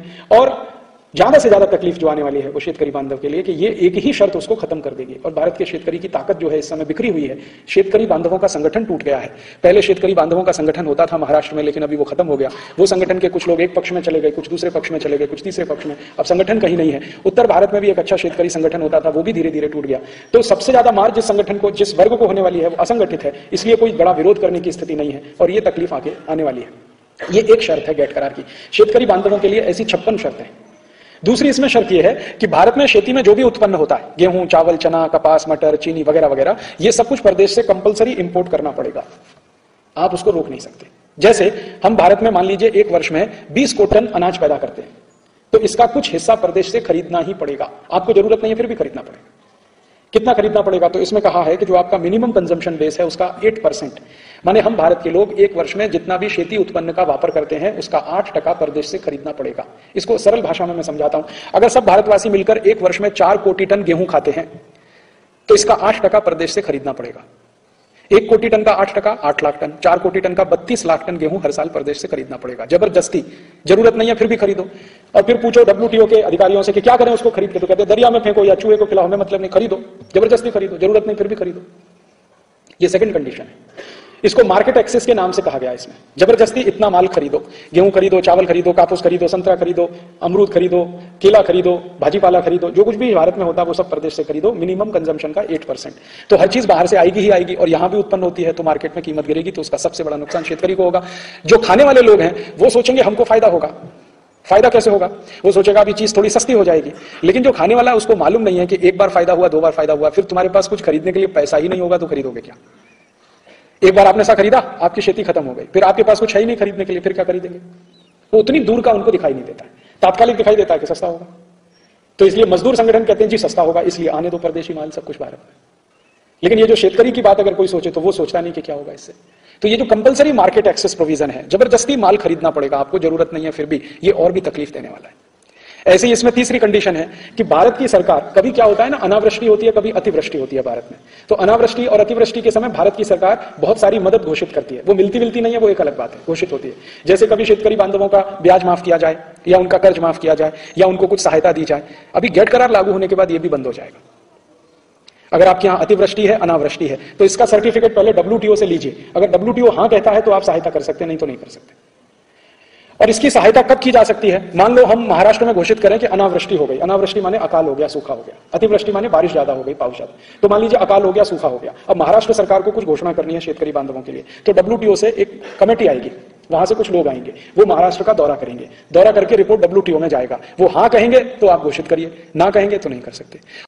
और उनकी घोषणा का आधार क्या है? वो कहते हैं कि जी महाराष्ट्र के सभी पूरे राज्य में सूखा है तो मिनिमम 50% जिलों में होना चाहिए, तब वो हां कहने की स्थिति में होंगे, नहीं है तो नहीं कहेंगे। तो आप घोषित नहीं कर सकते। माने आपको पैसा देना है, आपका बजट है, लेकिन उसमें दखलंदाजी उनकी है जो WTO में बैठे हैं। अभी मुझे महाराष्ट्र में घोषित करना है एक चीफ मिनिस्टर के नाते या प्राइम मिनिस्टर के नाते, तो मैं नहीं कर सकता जब तक WTO का कंसेंट नहीं है, उनकी अनुमति नहीं है। इतनी गुलामी इसमें है। माने आपकी संसद अगर चाहे तो नहीं घोषित कर सकती, उनको पहले पूछो तब आप कह सकते हो, और वो हां कहें तो कहो, नहीं तो नहीं। ऐसी ऐसी इसमें 56 शर्तें हैं शेतकरी बांधवों के लिए। और सबसे ज्यादा दुखद यही हिस्सा है WTO का, जिसमें सबसे ज्यादा नुकसान भारत को होने जा रहा है। और मुझे दुख इस बात का है कि हमारी संसद में इस पर कोई बहस नहीं है, कोई चर्चा नहीं है। 1 जनवरी से ये घोषणा हो गई है कि लागू हो जाएगा, और अभी पिछला संसद का सत्र जो बीता है आप देखा उसमें क्या क्या बहस हुई है। ज्यादातर बहस हुई रामविलास पासवान और लालू प्रसाद यादव में। रामविलास पासवान ने लालू यादव को चोर कहा, लालू यादव ने रामविलास पासवान को चोर कहा। 2 मंत्री एक दूसरे को चोर कह रहे हैं और कह रहे हैं इसने 800 कोटी इकट्ठा करके स्विस बैंक में रख लिया, वो कहता है इसने 980 कोटी खा के स्विस बैंक में रख लिया। दोनों एक दूसरे की पोल खोल रहे हैं, उसी पे संसद में बहस हो रही है। और इतना तकलीफ वाला WTO लागू होने जा रहा है 1 जनवरी से, उस पर संसद में कोई बात नहीं है, कोई चर्चा नहीं है, कोई बहस नहीं है। हमारी संसद की स्थिति इतनी खराब है। हमने संसद इसके लिए नहीं बनाई है कि 2 मंत्री व्यक्तिगत रूप से एक दूसरे के ऊपर आरोप प्रत्यारोप करें। इसके लिए तो गली मोहल्ले चौराहे काफी हैं, लेकिन संसद को भी इन्होंने गली मोहल्ले चौराहों से ज्यादा बदतर बना दिया है हमारे देश के पुढ़ारियों ने, और इनको कोई शर्म भी नहीं है। उनको यह भी शर्म नहीं है कि सारा देश टीवी पर देख रहा है। तो अभी वो बहस हो रही है। अभी आगे क्या बहस हो रही है? लालू यादव ने रुपए दे दिए हैं तो वहां बहस शुरू हो गई। जॉर्ज फर्नांडीज ने भी दे दिए, वो बहस शुरू हो गई। अखबारों के हेडलाइंस ये हैं, अखबारों के टाइटल ये हैं। अखबार वालों को भी उसी में मजा आता है जो संसद में हो रहा है या संसद के आजू बाजू में हो रहा है। देश मरने जा रहा है, अखबारों को Times of India, Indian Express, Hindu, Deccan Herald जी, अंग्रेजी अखबार वालों को तो कुछ पढ़ा ही नहीं। वो तो इस तरह की बातों पर कोई ध्यान ही नहीं देते। थोड़ा बहुत जो भाषाई अखबार हैं, मराठी अखबार हैं, गुजराती अखबार हैं, तमिल हैं, तेलुगु हैं, कन्नड़ हैं, मलयालम है, उनमें थोड़ा बहुत ये सब आता भी रहता है। जो गंभीर प्रश्न है भारत के, जिनको राष्ट्रीय अखबार कहा जाता है, उनमें तो कुछ है ही नहीं। टाइम्स ऑफ इंडिया की हेडलाइन उठा के देखो, इंडियन एक्सप्रेस की हेडलाइन उठा के देखो, डेक्कन हेरल्ड की हेडलाइन उठा के देखो आप। अंग्रेजी अखबार तो ऐसा लगता है कि भारत से उनका कुछ लेना देना ही नहीं। भारत के पुढ़ारियों की छोटी छोटी बातें फ्रंट पेज पे बॉक्स में लगा के छापेंगे, और इतना सीरियस इशू है, इस पे बात ही नहीं करते, बहस ही नहीं करते। तो क्या है कि भारत का जो गवर्निंग क्लास है, जो देश चलाता, सरकार चलाता, वो तो टाइम्स ऑफ इंडिया पढ़ता, वो तो इंडियन एक्सप्रेस पढ़ता, वो तो ये डेक्कन हेरल्ड पढ़ता, वो तो ये नहीं पढ़ता हमारा जो स्थानीय अखबार है। गवर्निंग क्लास को लगता ही नहीं कि ये कोई गंभीर बात है, तो वो भी मजे में है, ये भी मजे में। तो संसद में कोई बहस नहीं, मीडिया में चर्चा नहीं। और जितना करोड़ों रुपए खर्चा करके टेलीविजन चैनल चल रहे हैं इस देश में, स्टार टीवी है, जी टीवी है, CNN है, ATN है, प्राइम स्टार है, प्राइम स्पोर्ट्स है, उस पर भी ये कोई चर्चा नहीं है। वहां घंटों घंटों दिखाया जा रहा है सास भी कभी बहू थी, घर घर की कहानी, तेरी मेरी कहानी, उसकी कहानी, इसकी कहानी, देखते रहिए, उसमें समय बर्बाद करते रहिए। न गेट करार पे कोई चर्चा, न दंगल पे कोई चर्चा, सबसे गंभीर विषय इस पे। और हमारे जैसे लोग उनको बोलते हैं कि भाई इस पे भी कुछ समय दे दो, तुम्हारे पास 24 घंटे के टीवी चैनल है, आधा घंटे 1 घंटे। वो कहते हैं जी इसको कौन सुनेगा, हमारी सास बहू है, सास बहू की कहानी है, उसको देखने वाले करोड़ों हैं, इस पे हम चर्चा करेंगे, कौन सुनेगा। इसलिए इनके लिए कोई महत्व नहीं है, स्पेस भी नहीं। बेचारे लोकल टीवी चैनल वाले कुछ हैं जो कभी कभी की वार्ता दिखा देते हैं, भेंट वार्ता दिखा देते हैं या कुछ कर देते हैं, लेकिन नेशनल टीवी चैनल में तो कोई स्पेस नहीं है इनके लिए। जो ओपिनियन बना सकता है नेशनल टीवी चैनल, और जो अखबार ओपिनियन बना सकते हैं, बड़े लीडिंग न्यूज़पेपर जो कहे जाते हैं इस देश के, उनमें यह विषय नहीं है। और हमारी संसद में भी यह विषय, तो अब यह विषय है हिंदुस्तान के साधारण लोगों के बीच में, इसलिए हम आपके पास आए हैं ये बात करने की। और इतनी बात तो मैंने कही ये WTO के एग्रीकल्चरल सेक्शन की, जिसमें 56 शर्तें हैं, मैंने 3 बताई हैं। ऐसी हर एक विषय में है। एक विषय है एग्रीमेंट ऑन सर्विसेज, उसमें पहली ही शर्त यह है कि 1 जनवरी 2005 के बाद दुनिया की कोई भी सर्विस कंपनी के लिए आप दरवाजे खोल दीजिए। कोई भी कंपनी भारत में आके सर्विस प्रोवाइड करे, आप उसको ना नहीं कहिए। अब सर्विसेज में क्या आता है, प्रोडक्शन को छोड़कर जो कुछ भी है वो सब सर्विसेज में आता है। उत्पादन को छोड़कर, आप जहां जहां उत्पादन करते हैं उस हिस्से को छोड़कर दुनिया का सब काम सर्विसेज में आता है। अर्थात स्कूल चलते हैं, कॉलेजेस चलते हैं, यूनिवर्सिटी चलती है, ये सब सर्विसेज में आता है। हॉस्पिटल चलते हैं, ये सब सर्विसेज में आता है। गली नालियों की सफाई की जाती है, ये सब सर्विसेज में आता है। होटल चलते हैं, ये सब सर्विसेज में आता है। हमारे देश में एडवोकेट्स हैं, वो सभी सर्विसेज में माने जाते हैं। ये तंबू कनात पंडाल लगाने वाले सब सर्विसेज में आते हैं। साउंड सिस्टम वाले सर्विसेज में सब कुछ आता है उत्पादन को छोड़कर। तो शर्त क्या है WTO की, पहली ही शर्त यह है कि 1 जनवरी 2005 के बाद भारत में कोई भी विदेशी कंपनी आकर सर्विस देना चाहे तो आप उसको रोक नहीं सकते, उसके लिए दरवाजे खोलिए। अर्थात 1 जनवरी 2005 के बाद अमेरिका की कोई कंपनी आके भारत में रेस्टोरेंट खोलना चाहे, होटल खोलना चाहे, ढाबे खोलना चाहे, आप उसको परमिशन दीजिए, आप उसे रोक नहीं सकते। 1 जनवरी 2005 के बाद अमेरिका की कोई कंपनी आके डिपार्टमेंटल स्टोर खोलना चाहे, उसको परमिशन दीजिए, आप रोक नहीं सकते। 1 जनवरी 2005 के बाद अमेरिका की कोई भी कंपनी आके भारत में कॉलेजेस खोलना चाहे, स्कूल खोलना चाहे, इंस्टीट्यूशंस खोलना चाहे, यूनिवर्सिटी खोलना चाहे, उसको खुली छूट दीजिए, आप उसे रोक नहीं सकते। हर क्षेत्र में अगर आप उनको खुली छूट देंगे तो होने वाला क्या है, एक छोटा उदाहरण देता हूं। मान लीजिए अमेरिका की एक कंपनी आती है, उसका नाम है वॉलमार्ट, बहुत बड़ी कंपनी है, दुकान चलाने वाली अमेरिका की सबसे बड़ी कंपनी है, डिपार्टमेंटल स्टोर सबसे ज्यादा इसी कंपनी के हाथ में है। और एक और कंपनी है, वो यूरोप की है, फ्रांस की है, उसका नाम है केयरफोर। ये वॉलमार्ट और केयरफोर एक दूसरे के प्रतिद्वंदी हैं, लेकिन दोनों का धंधा एक ही है, हर जगह जाके दुकानें खोलना। अगर ये केयरफोर और वॉलमार्ट अगले साल से भारत में आ गए और इन्होंने हर शहर में अपनी 2-4 दुकानें खोलना शुरू कर दिया, और इन दुकानों पर उन्होंने आधे कपड़े पहने हुए लड़कियों को बिठाना शुरू कर दिया, स्कर्ट पहने हुए लड़कियां और टॉपलेस पहने हुए लड़कियां उनके काउंटर पे बैठी हुई हैं, दुकानें खुली हुई हैं, और हर दुकान से उन्होंने 1 के साथ 1 फ्री, 2 के साथ 1 फ्री, 3 के साथ 1 फ्री देना शुरू कर दिया। फिर क्या होगा, एक ही परिणाम होगा कि भारत का एक क्लास है जो एफ्लुएंट क्लास है, जिसके पास थोड़ा पैसा ज्यादा है, वो सबसे पहले इन दुकानों का खरीदार बनेगा, सबसे ज्यादा माल खरीदी करने इन दुकानों पे जाएगा। तो धीरे धीरे भारत की छोटी दुकानों में जो माल बिक रहा है वो बिकना कम होगा, बड़ी दुकानों से माल बिकेगा, इनकी दुकानों से। अब इन दुकानों से माल बिकना शुरू हुआ तो आपका प्रॉफिट उन दुकानों के पास, वो दुकानें हैं केयरफोर और वॉलमार्ट की, वॉलमार्ट और केयरफोर वाले जो भी बिजनेस करेंगे प्रॉफिट अमेरिका लेके जाएंगे। तो 2 परिणाम होंगे, एक तो यहां से पैसा लेके जाएंगे, दूसरा आपकी छोटी छोटी सब दुकानें वो बंद करा देंगे। और वो बंद कैसे हो जाएंगी, अमरावती का एक उदाहरण देता हूं। केयरफोर का एक डिपार्टमेंटल स्टोर अमरावती में खुल जाए, वॉलमार्ट का एक डिपार्टमेंटल स्टोर अमरावती में खुल जाए, तो अमरावती के लोगों की लाइन लग जाएगी वहां जाके माल खरीदने की, क्योंकि हर चीज इंपोर्टेड मिलेगी। और इंपोर्टेड माल को चाहने वाला एक क्लास तो है ही इस देश में, जिसके पास थोड़ा सा पैसा है, ब्लैक मनी है, सब कुछ है। वो जाके लाइन लगा के जब खरीदना शुरू करेगा तो साधारण आदमी को लगेगा यार यहां से माल खरीदना स्टेटस सिंबल है, तो हम भी खरीदें। तो वो शुरू होगा और एक ऐसी घमासान लड़ाई शुरू होगी जो अमरावती के हर छोटी छोटी दुकानों को बंद करा देगी, तो छोटे दुकानदार खत्म। इसी तरह से मान लीजिए अमरावती में कोई अमेरिकन कंपनी आके एक होटल बना दे, एक रेस्टोरेंट बना दे, और उस रेस्टोरेंट के माध्यम से वो सर्विस देना शुरू करे, तो अमरावती के रेस्टोरेंट चलाने वालों के लिए तकलीफ। इसी तरह से मान लीजिए उन्होंने आके यहां पर कोई यूनिवर्सिटी खोल दिया, अमेरिका की मैसाचुसेट्स यूनिवर्सिटी का एक ब्रांच अमरावती में खुल गया, और उन्होंने कहा जी 1000 रुपए फीस जमा करो और आप डिग्री लो। चालू हो गई उनकी यूनिवर्सिटी। तो यहां तो सब जो तपोवन यूनिवर्सिटी में पढ़ने जाते हैं वो सब वहां पहुंच जाएंगे, और उनकी यूनिवर्सिटी में तो क्या, पैसा जमा करो डिग्री लो। तो यहां एक क्लास तो है ही जिसको डिग्री चाहिए, ज्ञान से उसको कोई लेना देना नहीं, क्योंकि यहां ज्ञान का महत्व नहीं है, डिग्री का महत्व। हिंदुस्तान में अंग्रेजों के आने से जो सबसे बड़ा दुष्परिणाम हुआ है कि इस देश में ज्ञान का महत्व खत्म हो गया, डिग्री का महत्व हो गया इस देश में। और वो डिग्री बांटेंगे यहां आके, और वो पैसे से मिल जाएगी। और अमेरिकन और यूरोपियन यूनिवर्सिटीज में क्या होता है, कभी भी कोई फेल नहीं होता, वहां कोई फेल नहीं होता, क्योंकि उनका जो सिस्टम है एजुकेशन का वो इस तरह से बना हुआ है कि उसमें कोई फेल ही नहीं होता, माने रद्दी से रद्दी वहां पास हो जाता है। हिंदुस्तान के बारे में आप जानते हैं, जो लड़के लड़कियां भारत के किसी स्कूल में पास नहीं हो पाते, वो सब अमेरिका से बड़ी बड़ी डिग्री लेके आ जाते हैं। आपको मालूम है ये सब? और अमेरिका से भी ज्यादा रद्दी डिग्रियां रूस में मिलती हैं। रूस की तो डिग्रियों का यह आलम है कि दुनिया का कोई भी सेंसिटिव देश रूस का एमबीबीएस एमडी किए हुए डॉक्टर को परमिशन देने को तैयार नहीं हॉस्पिटल खोलने के। भारत में भी नहीं है। रशिया से आप एमबीबीएस एमडी करके आइए, जब तक मेडिकल काउंसिल ऑफ इंडिया की परीक्षा पास नहीं करेंगे तब तक आप यहां प्रैक्टिस नहीं कर सकते, क्योंकि वहां कुछ पढ़ाते ही नहीं है। और वहां तो यूनिवर्सिटी चलती है दुकानों की तरह से, वो तो बिजनेस है, उसमें ज्ञान देना है ऐसा कुछ मतलब नहीं, वो बिजनेस है, बिजनेस का पार्ट है। जैसे होटल चलता है वैसे यूनिवर्सिटी चलते हैं यूरोप और अमेरिका में। और आपको सुनकर बहुत आश्चर्य होगा, यूरोपियन और अमेरिकन यूनिवर्सिटी में पढ़ने वाले जो विद्यार्थी हैं, यूरोप और अमेरिका के जो नेटिव सिटीजन्स हैं, उनका आईक्यू दुनिया में सबसे कम है। अमेरिकन स्टूडेंट्स का आईक्यू पूरे दुनिया में सबसे कम है। इंटेलिजेंसी क्वेस्ट जिसको कहते हैं, सामान्य ज्ञान में भी वो दुनिया में सबसे पीछे हैं। यूरोपियंस लोग और अमेरिकन लोग सामान्य ज्ञान में बहुत पीछे हैं, आईक्यू उनका बहुत कम है। इसलिए अमेरिकन और यूरोपियन यूनिवर्सिटी में जितने टॉपर्स होते हैं वो सभी एशियन होते हैं, भारतीय होते हैं, चाइनीज होते हैं, जापानीज होते हैं, उनकी अपनी नहीं है, क्योंकि आईक्यू बहुत कम है। आईक्यू कम क्यों है? क्योंकि एजुकेशन का सिस्टम ऐसा है जिसमें आईक्यू ज्यादा डेवलप नहीं होता। तो लोएस्ट आईक्यू पे वो काम करने वाले यूनिवर्सिटीज और कॉलेजेस हैं, वो सब यहां आ जाएंगे, तो यहां का जो भी छोटा मोटा कम स्टैंडर्ड वाला भी एजुकेशन है उसको खत्म कर देंगे, क्योंकि कंपटीशन आपको उनके साथ करना है। तो यहां क्या होगा, मान लीजिए उनकी यूनिवर्सिटी हुई, तपोवन भी यूनिवर्सिटी, अब अमेरिकन और तपोवन यूनिवर्सिटी में कंपटीशन शुरू होगा। वो कहेंगे जी हम इतने कोर्सेज पढ़ाएंगे, 3 कोर्स पढ़ाएंगे, 1 कोर्स फ्री, आइए हमारे, हाँ एमबीए पढ़ाएंगे, एमबीबीएस फ्री ले जाइए हमारे पास, आइए हम आपको एडमिशन दें। हाँ ऐसे होता है, यूरोप और अमेरिका में ऐसे होता है। एमबीए करिए, डीबीए फ्री ले जाइए, एमबीए करिए, बीबीए फ्री ले जाइए, एमबीए करिए, ये फ्री ले जाइए, वो फ्री ले जाइए, वो चालू कर देंगे। तपोवन यूनिवर्सिटी को फिर यही करना पड़ेगा कि बीकॉम करिए तो इंटर फ्री, या इंटर करिए तो ये फ्री। ये सब चक्कर जो शुरू होगा सत्यानाश कर देगा इस देश का। स्टूडेंट्स का लेवल हिंदुस्तान में भी आईक्यू में इतना नीचे हो जाएगा कि आप सोच नहीं सकते। हो सकता है कि बहुत अच्छी डिग्री लिया हुआ विद्यार्थी एक चिट्ठी ना लिख पाए, शुद्ध मराठी का एक वाक्य ना बोल पाए, शुद्ध मराठी में कुछ लिख ना पाए। ऐसे दूसरे सर्विसेज में जब वो आना शुरू होंगे तकलीफ कर देंगे इस देश को। मुझे तो कभी कभी डर लगता है, ये यूरोपियन और अमेरिकन को हिंदुस्तान की बहुत सारी कमजोरियां मालूम है। आप कल्पना करो कि अमरीकियों ने हिंदुस्तान में आके मंदिर खोल दिए कुछ, क्योंकि उनको मालूम है बहुत चढ़ावा आता है। मुझे सबसे बड़ा डर इस सेक्टर पे लग रहा है, क्योंकि सर्विसेज में ये भी आते हैं, मंदिर भी सब सर्विसेज में आते हैं।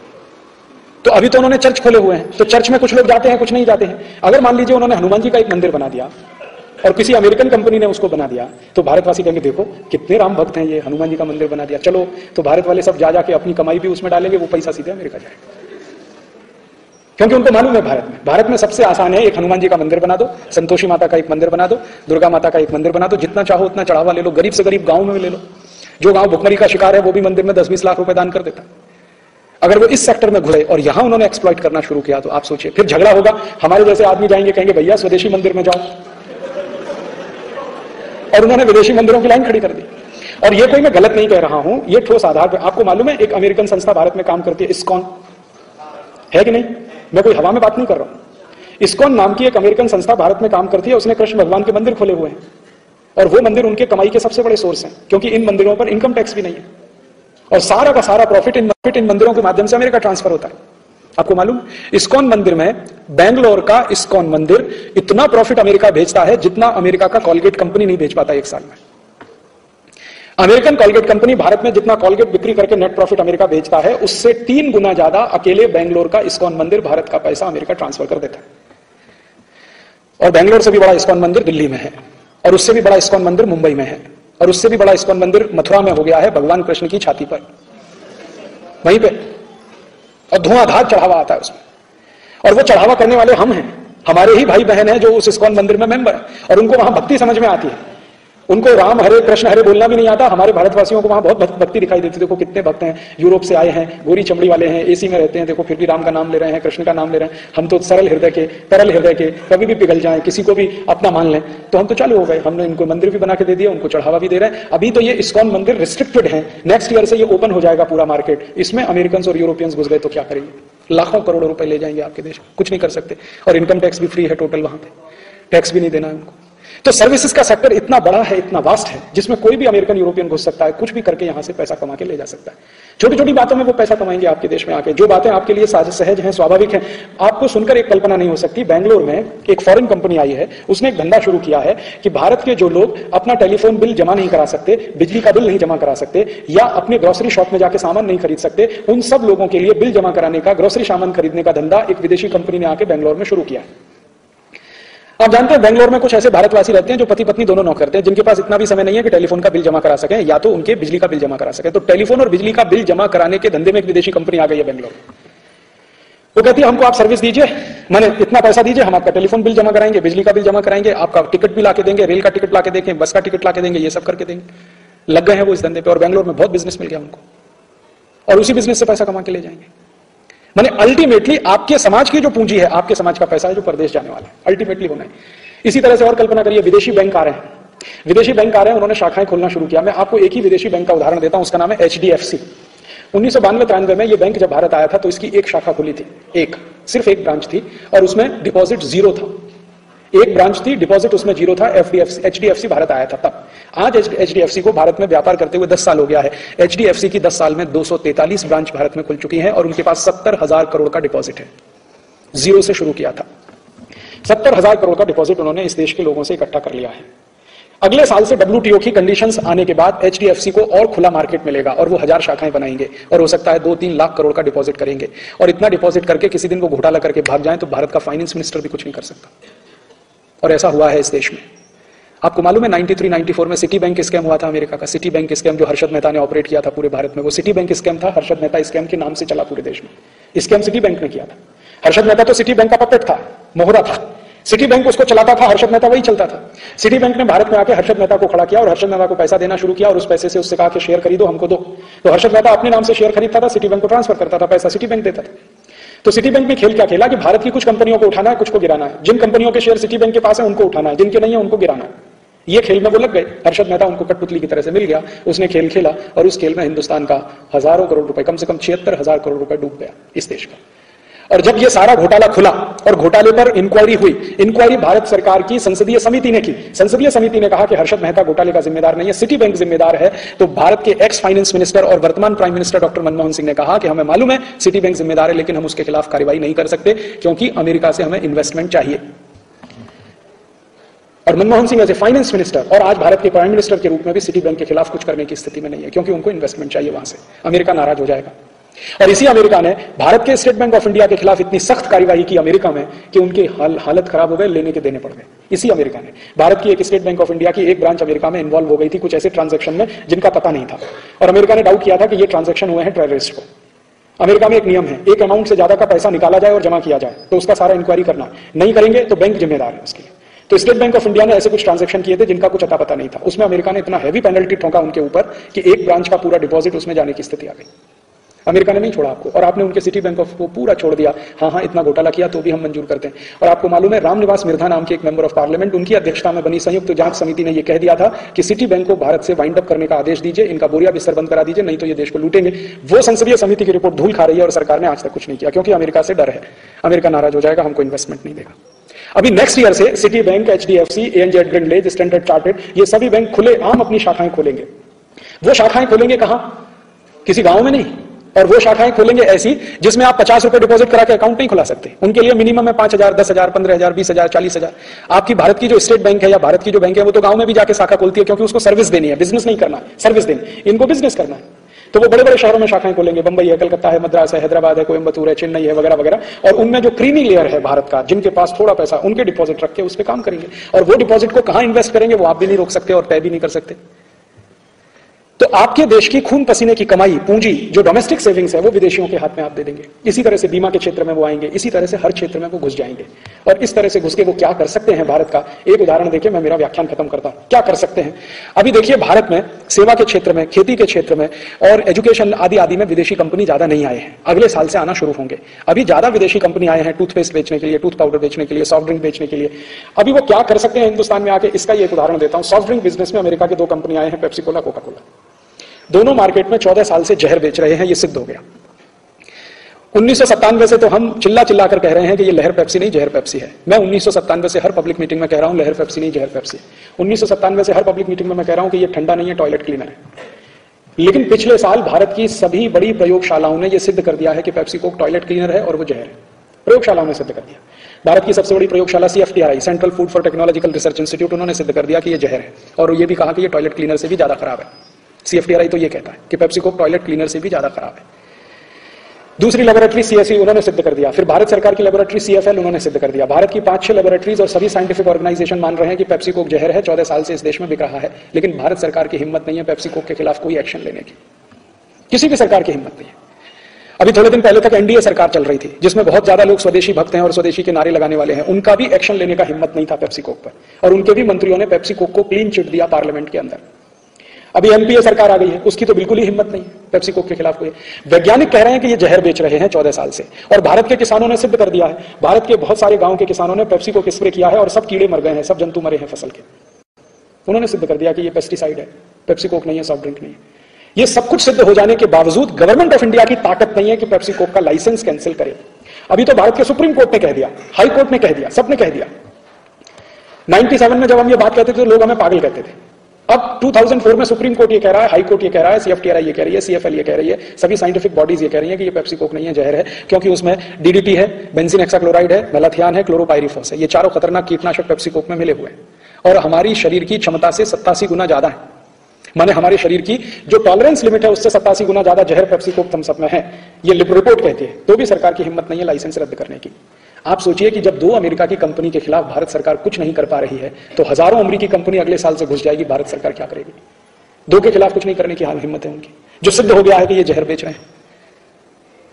तो सरकारों की हिम्मत और ताकत तो इन कंपनियों के सामने कुछ भी नहीं। और ऐसी कंपनी आके भारत पे अगर छा गई तो सारा रूल तो वो करेंगे, रेगुलेशंस वो बनाएंगे, कानून वो तय करवाएंगे, संसद में क्या होना चाहिए क्या नहीं होना चाहिए वो तय करेंगे। सरकार तो कुछ नहीं, सरकार तो पपेट हो जाएगी, कठपुतली हो जाएगी उनके हाथ की। एक और उदाहरण देता हूं। एक अमेरिका की एनरॉन कंपनी आई थी, बोगस और फ्रॉड कंपनी, जो अमेरिका में बोगस थी, फ्रॉड थी, यूरोप के कई देशों में बोगस थी, फ्रॉड थी। वो महाराष्ट्र में आके कितने बड़े पैमाने पर इन्वेस्टमेंट करने का सारा उन्होंने ढिंडोरा पीटा, और महाराष्ट्र सरकार ने क्या क्या सुविधा नहीं दिया उस एनरॉन को। और ऐसे लोग महाराष्ट्र में जो कहा करते थे कि हम इसको उठाकर अरब सागर में फेंक देंगे और ये कर देंगे, उन्हीं लोगों ने उसको लाइसेंस दे दिया। और उस एनरॉन के लाइसेंस को कैंसिल करवाने के लिए कोर्ट को बीच में आना पड़ा। सरकार की हिम्मत नहीं थी उसका भी करने के लिए, अदालतों ने हस्तक्षेप किया, तब जाके ये सारा प्रोजेक्ट रुका। बाद में पता चला कि कंपनी ही बोगस थी, फ्रॉड कंपनी थी। अब वो बोगस और फ्रॉड कंपनी आती है और भारत में पावर प्रोजेक्ट के नाम पर शेयर्स फ्लोट करे, हजारों करोड़ रुपए आपके मार्केट से उठा ले। जिसने जिंदगी में एक यूनिट भी बिजली नहीं बनाया हो वो भारत में हजारों करोड़ का पावर प्रोजेक्ट चला ले। ये कितनी बड़ी विडंबना। और एक ऐसे देश में जहां सत्ता बहुत बिकाऊ है और नेता सब गधे और घोड़े के माफिक बिकने को तैयार हैं, और ऐसे देश में जहां के नेताओं को कुछ ज्यादा इन सब अंतरराष्ट्रीय विषय के समझौतों की समझ भी नहीं है। आप गेट करार के बारे में बात करिए, आपके लाइन से खड़े कर दीजिए एमपीज और एमएलए को, बात करके देखिए उनसे गेट करार के बारे में क्या बात करते हैं आपसे। वो कहेंगे हाँ कुछ सुना तो है लेकिन क्या है हमें माहिती नहीं। जिनको सबसे ज्यादा माहिती होनी चाहिए उनसे बात करके देख लीजिए। आप मंत्रियों से बात कर लीजिए, एमपी एमएलए की छोड़ता हूं मैं, आपके कॉमर्स मिनिस्टर से बात कर लीजिए, फाइनेंस मिनिस्टर से बात कर लीजिए, स्टेट के चीफ मिनिस्टर से बात कर लीजिए। आपको गेट एग्रीमेंट के बारे में कुछ मालूम है? कभी कॉमा फुल स्टॉप उसका देखा है आपने? वो कहेंगे जी हमें क्या जरूरत है मालूम होने की, ये तो सरकारी अधिकारियों को मालूम होना चाहिए। और सरकारी अधिकारी किस तरह के हैं वो आप जानते हैं। हिंदुस्तान का सरकारी अधिकारी सगा उसका है जहां से पैसा मिलता है। हिंदुस्तान के सरकारी अधिकारियों के घर में आजकल सीबीआई वालों ने रेड डालना शुरू किया है। एक क्लर्क लेवल के अधिकारी के घर में 4 करोड़ मिल गया, 5 करोड़ मिल गया, 6 करोड़ मिल गया। वो सरकारी अधिकारी क्या करने वाला है? वो तो वही करने वाला है जो घूस कराएगी, रिश्वत कराएगी उसको। तो करप्ट हमारी ब्यूरोक्रेसी है, और उससे भी ज्यादा करप्ट हमारी ये जो पार्लियामेंट्री डेमोक्रेसी है, इतने करप्शन में डूबी हुई है। उस स्थिति में अगर बाहर की कंपनियां आती हैं और यहां से लूट के ले जाना शुरू करती हैं और उस लूट का थोड़ा हिस्सा अधिकारियों को मिलने लगे और नेताओं को मिलने लगे, वो तो उन्हीं के बात करेंगे, उन्हीं के बोलेंगे, उन्हीं के फेवर में जाएंगे। वो आपकी बात नहीं करेंगे, मेरी बात नहीं करेंगे, तो देश बंधुआ हो जाएगा। और मुझे दुख इस बात का है कि ऐसे ही खतरनाक काम कभी अंग्रेजों ने किए थे इस देश में गुलामी लाने के लिए, अब वही खतरनाक खेल इस देश में आजादी के 56-57 साल के बाद हो रहा है। आज भी इस देश में 4,500 से ज्यादा विदेशी कंपनी तो आ चुकी है, हजारों करोड़ रुपए लूट के ले जा रही है। पेप्सी कोला है, कोका कोला है, Colgate, Palmolive, Procter and Gamble, Reckitt and Colman, Johnson and Johnson. अब अगले साल से और ज्यादा आएंगे और खुली छूट मिलेगी लूट करने की, और ज्यादा पैसा यहां से लेके जाएंगे। अल्टीमेटली क्या होगा? जो ईस्ट इंडिया नहीं कर पाया इस देश में वो अब ये कंपनियां करेंगी। और इसमें सबसे ज्यादा जो पीड़ित होने वाला वर्ग है वो किसान है, मजदूर है, कमजोर वर्ग है। जो सबसे ज्यादा कमजोर वर्ग है उसी को सबसे ज्यादा इसकी तकलीफ होने वाली है। और दुर्भाग्य से सबसे ज्यादा कमजोर वर्ग इस देश में सबसे ज्यादा असंगठित है, उसका संगठन नहीं है। इसलिए चुपचाप धीरे धीरे या तो वो साइडलाइन हो जाएगा या आत्महत्या करके सारे रास्ते से हट जाएगा, रास्ता इनके लिए खुल जाएगा। ये स्थिति देश के सामने है। अब प्रश्न उठता है कि फिर हम क्या करें? मैं आपसे निवेदन करने ये आया हूं कि आपको ही कुछ करना पड़ेगा और कोई इस देश में कुछ करने वाला नहीं है। आप राजकीय पक्षों से कोई भी अपेक्षा मत करिए कि वो कुछ करेंगे। राजकीय पक्षों को कुछ करना होता तो 10 साल से ये गेट करार साइन होकर पड़ा हुआ है, कुछ उन्होंने किया होता। और पिछले 10 साल में हिंदुस्तान के हर राजकीय पक्ष को सत्ता चलाने का मौका मिला है इस देश में, डायरेक्ट और इनडायरेक्ट। ऐसा कोई राजकीय पक्ष नहीं बोल सकता कि हमको सत्ता चलाने का मौका नहीं मिला। अगर इनको कुछ भी करना होता तो ये कर सकते थे। आप बोलेंगे क्या कर सकते थे? ये कर सकते थे वो काम जो अमेरिका ने किया। मैंने आपसे कहा ना, अमेरिका ने क्या किया? संविधान संशोधन कर लिया, संविधान संशोधन करके गेट करार साइन किया। अब गेट करार की जो खराब बातें हैं अमेरिका उसको नहीं मानेगा, आप कुछ नहीं कर सकते उसका, क्योंकि वो कह रहे हैं always American law will prevail. उन्होंने संशोधन कर लिया, वो कहते हैं हमारा संविधान ऊपर। हम भी ये कर सकते थे, हमारे राजकीय पक्षों को कुछ करना होता तो वो भी ये कर सकते थे। और आप बोलोगे कि राजकीय पक्षों को ये बात किसी ने बताई नहीं, ये मैंने बताई है। हिंदुस्तान की जितनी भी वर्तमान राजनीतिक पार्टियां हैं जो सेंट्रल लेवल पे काम करती हैं, उनके हर बड़े नेता से मैं मिला हूं। कम से कम 250 ऐसे नेता हैं जो जीवित हैं इस देश में, जिनको मैं व्यक्तिगत रूप से मिला हूं। जा जाकर मैंने ये गेट एग्रीमेंट की फोटोकॉपी करके उनको दिया है, इस पे जिस्ट लिख कर दिया है कि देखिए ये खराब है, ये खराब है, ये खराब है, इसको बदलवाइए, नहीं तो। लेकिन किसी ने कोई इंटरेस्ट नहीं लिया, कोई रस भी नहीं लिया। और इसमें से दुर्भाग्य की बात यह है कि जिन 250 एमपीज को, जो बड़े नेता हैं इस देश में जिनको मैं मिला, मैक्सिमम ने गेट करार की कॉपी मुझे वापस दे दिया कि ये आप ही पढ़िए, आप ही रखिए, आप ही स्टडी करिए और आप ही जन जागृति लाइए, हमारे बस का नहीं है ये सब। मैंने कहा भाई आप तो करोड़ों रुपए लेते हैं इस देश के लोगों के खून पसीने की कमाई के टैक्स का, आपका तो पहला धर्म बनता है ये सब लोगों को बताना, समझाना, जन जागृति लाना। वो कहते हैं ना हमको ये समझता है, ना हम इसको बात कर सकते हैं, ये आपका ही काम है, ये आप करिए। माने मेरे लिए ना मैं मेंबर ऑफ पार्लियामेंट हूं, ना मेंबर ऑफ लेजिस्लेटिव असेंबली हूं, ना मैं किसी म्यूनिसिपैलिटी कॉर्पोरेशन का कॉर्पोरेटर हूं, ना ग्राम सभा का सरपंच हूं, ना कहीं पंचायत का सदस्य हूं। मुझे कहते हैं कि तुम ये करो, और जिनको ये जिम्मेदारी है, जिनके ऊपर हम हजारों करोड़ रुपए खर्च कर रहे हैं, इसी के लिए जाते हैं संसद में, लोकसभा में, विधानसभा में, वो करने को तैयार नहीं है। कारण क्या है? 2 बड़े कारण है। एक तो यह है कि majority member of parliament, member of legislative assemblies, MLAs, MPs में इस गेट करार को लेकर, डब्ल्यूटीओ को लेकर कोई समझ नहीं है। किसी ने अध्ययन भी नहीं किया है, अभ्यास भी नहीं किया है, और उनकी शायद कैपेसिटी भी नहीं है इसको समझने की, अभ्यास करने की, अध्ययन करने की। क्योंकि हिंदुस्तान की संसद का जिस तरह का कॉन्फ़िगरेशन है, आप देख लो, हिंदुस्तान की संसद में ऐसे बहुत सांसद हैं जिनको तिहाड़ जेल में होना चाहिए था, मंत्री बन के बैठे, नोटेड क्रिमिनल्स और हिस्ट्री शीटर हैं। उनसे आप कल्पना करेंगे वो गेट करार को समझेंगे और इस पर कोई बात करेंगे संसद? बहुत सारे चीफ मिनिस्टर ऐसे हैं इस देश में जो हिस्ट्री शीटर हैं, जिनको जेल में होना चाहिए था। एमएलएस तो ऐसे हिंदुस्तान में 50% से ज्यादा जो क्रिमिनल्स हैं, नोटेड क्रिमिनल्स। और ऐसे क्रिमिनल्स नहीं है छोटे मोटे, मर्डर करवाए हैं, रेप किए हैं, किसी को लूटा है, किसी का घर जलाया है, गंभीर अपराध जो माने जाते हैं इस देश में, वो सब करने वाले लोग हैं। ऐसे लोगों के बीच में आप कल्पना करें गेट करार पे बात हो, शायद नहीं हो पाएगी। इसलिए हम लोगों ने सोचा कि लोगों के बीच में जाएं और लोगों को इस बात के लिए प्रेरित करें कि भाई आप इसको समझ लो। फिर लोग कहेंगे ठीक है हमने समझ लिया, अब क्या करें? अगर कोई समस्या हमें समझ में आ जाए तो समाधान क्या है वो भी समझ में आ जाएगा। मान लीजिए शेतकरी भाइयों के लिए, शेतकरी बांधवों के लिए ये गंभीर समस्या है गेट एग्रीमेंट। जब मैंने इसको समझना शुरू किया तो उसमें से समाधान भी मेरे समझ में आ गया, और इसका सबसे सरल समाधान है, भारत के 70 कोटि शेतकरी बांधवों को अगर बचाना है गेट करार से, तो उनको एक ही बात के लिए प्रेरित करो कि तुम खेती करना शुरू करो सेंद्रीय पद्धति से, सेंद्रीय खत वापरो, यूरिया, डीएपी, सुपर फॉस्फेट बंद कर दो, और ये परदेशी कंपनियों के बीज वापरना बंद कर दो। ये मॉन्सेंटो का बीज, ये कारगिल का बीज, ये उसका बीज, और ये सब बीज वापरना बंद कर दो। तुम्हारे बीज तुम बनाओ और उनको वापरना शुरू करो। तुम्हारी खाद तुम बनाओ, उस खाद को वापरो। तुम्हारी पेस्टिसाइड तुम बनाओ, तुमको जरूरत पड़े तो तुम खुद बनाओ, बाजार से कुछ खरीद के मत लाओ। और भारत का शेतकरी एक ऐसी स्थिति में है कि कुछ खरीद करने की जरूरत नहीं है, वो अपनी खेती खुद कर सकता है, बशर्ते कि उसको कोई प्रेरित करने वाला हो। क्योंकि अब तक पिछले 20-25 साल में उसको बहुत गलत जानकारी दी गई है, बहुत माहिती ऐसी दी गई है। उसको सबसे खराब माहिती ये दी गई कि बिना यूरिया, बिना डीएपी, बिना सुपर फॉस्फेट, बिना रासायनिक खत के कुछ उत्पन्न नहीं होता, जो सबसे गलत माहिती है। उत्पन्न होने में यूरिया, डीएपी, सुपर फॉस्फेट का कोई हिस्सा नहीं होता, कोई योगदान नहीं होता।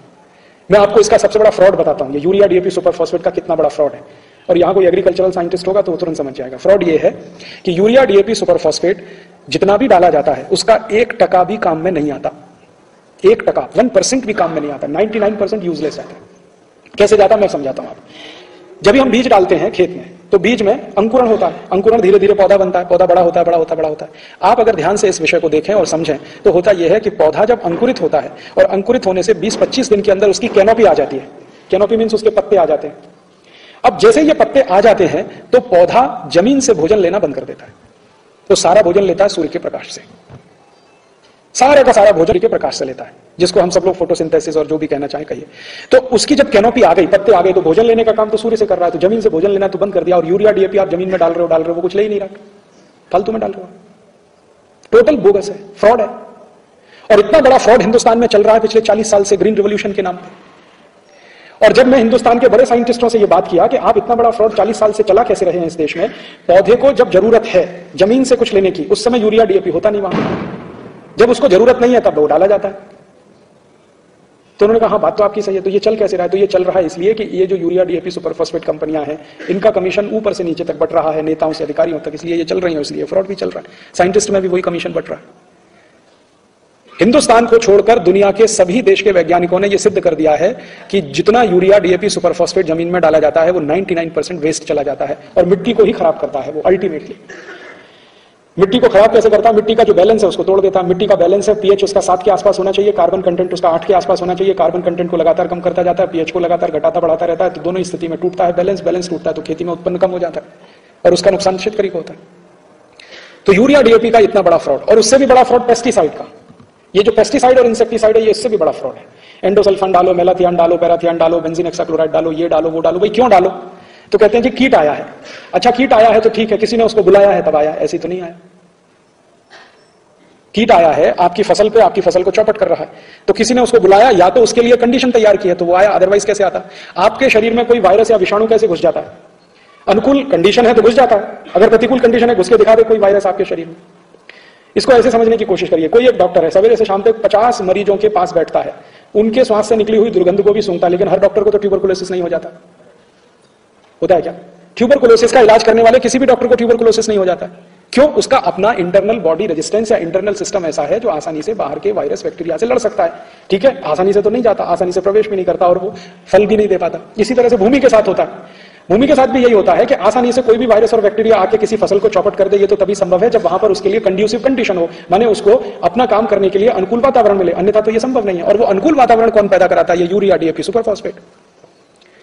दुनिया के सभी वैज्ञानिकों ने यह प्रयोग करके देख लिया है कि जो भूमि में यूरिया डीएपी सबसे ज्यादा डाला जाता है, उसी भूमि पे सबसे ज्यादा वायरल इन्फेक्शन होता है, बैक्टीरियल अटैक होता है, उसी में सबसे ज्यादा जंतु आते हैं, कीट आते हैं, तो वहीं आपको पेस्टिसाइड ज्यादा चाहिए।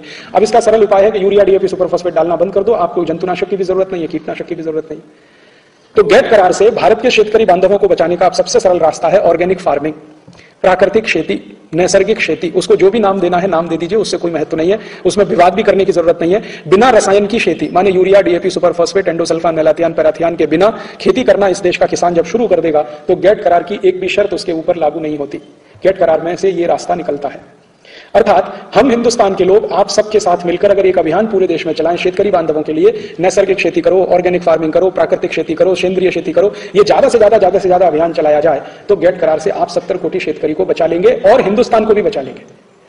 क्योंकि हिंदुस्तान की माटी में यह तासीर है कि हम सेंद्रीय खेती कर सकते हैं, यूरोपियन लोग नहीं कर सकते, क्योंकि यूरोप की माटी वैसी नहीं है सेंद्रीय खेती करने लायक। सेंद्रीय खेती होने के लिए माटी की सबसे बड़ी विशेषता उसको सॉफ्ट होना चाहिए। यूरोप की माटी बहुत कड़क है, भारत की माटी बहुत सॉफ्ट है। भारत में संभव है, यूरोप में संभव नहीं है, इसलिए यह हमारे यहां संभव है।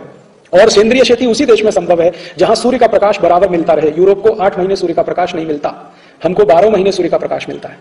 24 घंटे चाहे तो सूर्य के प्रकाश का हम उपयोग कर सकते हैं, 12 घंटे तो सीधे कर सकते हैं, 12 घंटे परोक्ष रूप से कर सकते हैं।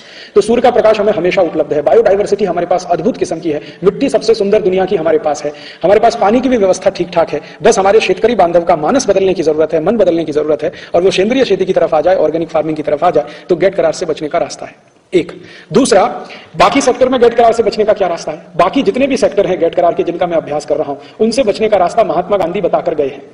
महात्मा गांधी ने एक बहुत सुंदर बात कही थी अपने जीवन में, जब कही थी तब भी सत्य थी और उनके जाने के बाद भी सत्य है। वो कह गए हैं कि जब गुलामी चारों तरफ से घेर ले आपको और हर तरफ आपको गुलामी ही गुलामी नजर आए और आपको लगने लगे कि अब आपकी आजादी और स्वतंत्रता चली जाएगी, तब बहिष्कार और असहयोग 2 ऐसे शस्त्र हैं जो गुलामी के हर पहाड़ को तोड़ सकते हैं। ये गांधी जी बता गए हम। माने गैर करार की गुलामी जब चारों तरफ से घेर ले, हजारों विदेशी कंपनियां भारत में घुस जाएं और देश को लूटने में लगी रहें, तो हमारे पास एक शस्त्र है, वो बहिष्कार और असहयोग का। गांधी जी बता के गए और उसका उन्होंने उपयोग भी करके दिखाया। तो हम भारतवासी एक संकल्प कर लें, हम बहिष्कार करेंगे और असहयोग करेंगे। अर्थात जितनी भी विदेशी कंपनियां बाहर से आएंगी कुछ भी करने के लिए, उनका बहिष्कार करेंगे, उनके साथ असहयोग करेंगे। इसका समझने का अर्थ क्या है? बहिष्कार करेंगे, असहयोग करेंगे। अगर विदेशी कंपनी आके भारत में पानी बेचती है, दंत मंजन बेचती है, टूथ पाउडर बेचती है, टूथपेस्ट बेचती है, हम खरीदेंगे नहीं। और असहयोग कैसे करेंगे? अगर विदेशी बैंक आके भारत में अपनी ब्रांच खोलती है, हम हमारा अकाउंट उसमें खोलेंगे नहीं। अगर हम हिंदुस्तानी विदेशी बैंकों में अकाउंट नहीं खोलेंगे, कौन विदेशी बैंक है जो यहां चल जाएगी? अगर हम हिंदुस्तानी विदेशी बीमा कंपनियों से कुछ मदद लेंगे ही नहीं, उनके यहां प्रीमियम भरेंगे नहीं, उनसे पॉलिसी लेंगे नहीं, कौन सी विदेशी बीमा कंपनी यहां चल जाएगी? हम हिंदुस्तानी किसी विदेशी डिपार्टमेंटल स्टोर में जाके सामान खरीदेंगे नहीं, कौन सा विदेशी डिपार्टमेंटल स्टोर चल जाएगा, सवाल ही नहीं उठता।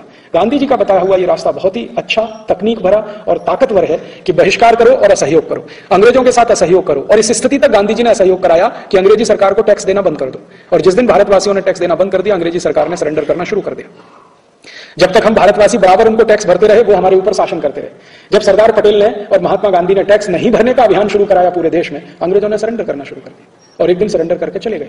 तो यही हम कर सकते हैं, हम विदेशी बैंकों से असहयोग करें। माने सिटी बैंक ऑफ इंडिया में खाता ना खोलें, खोल लिया है तो बंद करें, एचडीएफसी में खाता ना खोलें, एएनजेड विंडलेज में खाता ना खोलें। भारत में 28 तो नेशनल बैंक हैं, फिर हमारी रीजनल बैंक हैं, फिर लोकल बैंक हैं, फिर कोऑपरेटिव बैंक इतनी सारी हमारे पास हैं, इनमें हमारे अकाउंट खोलें, हमारा पैसा इनमें डिपॉजिट करें।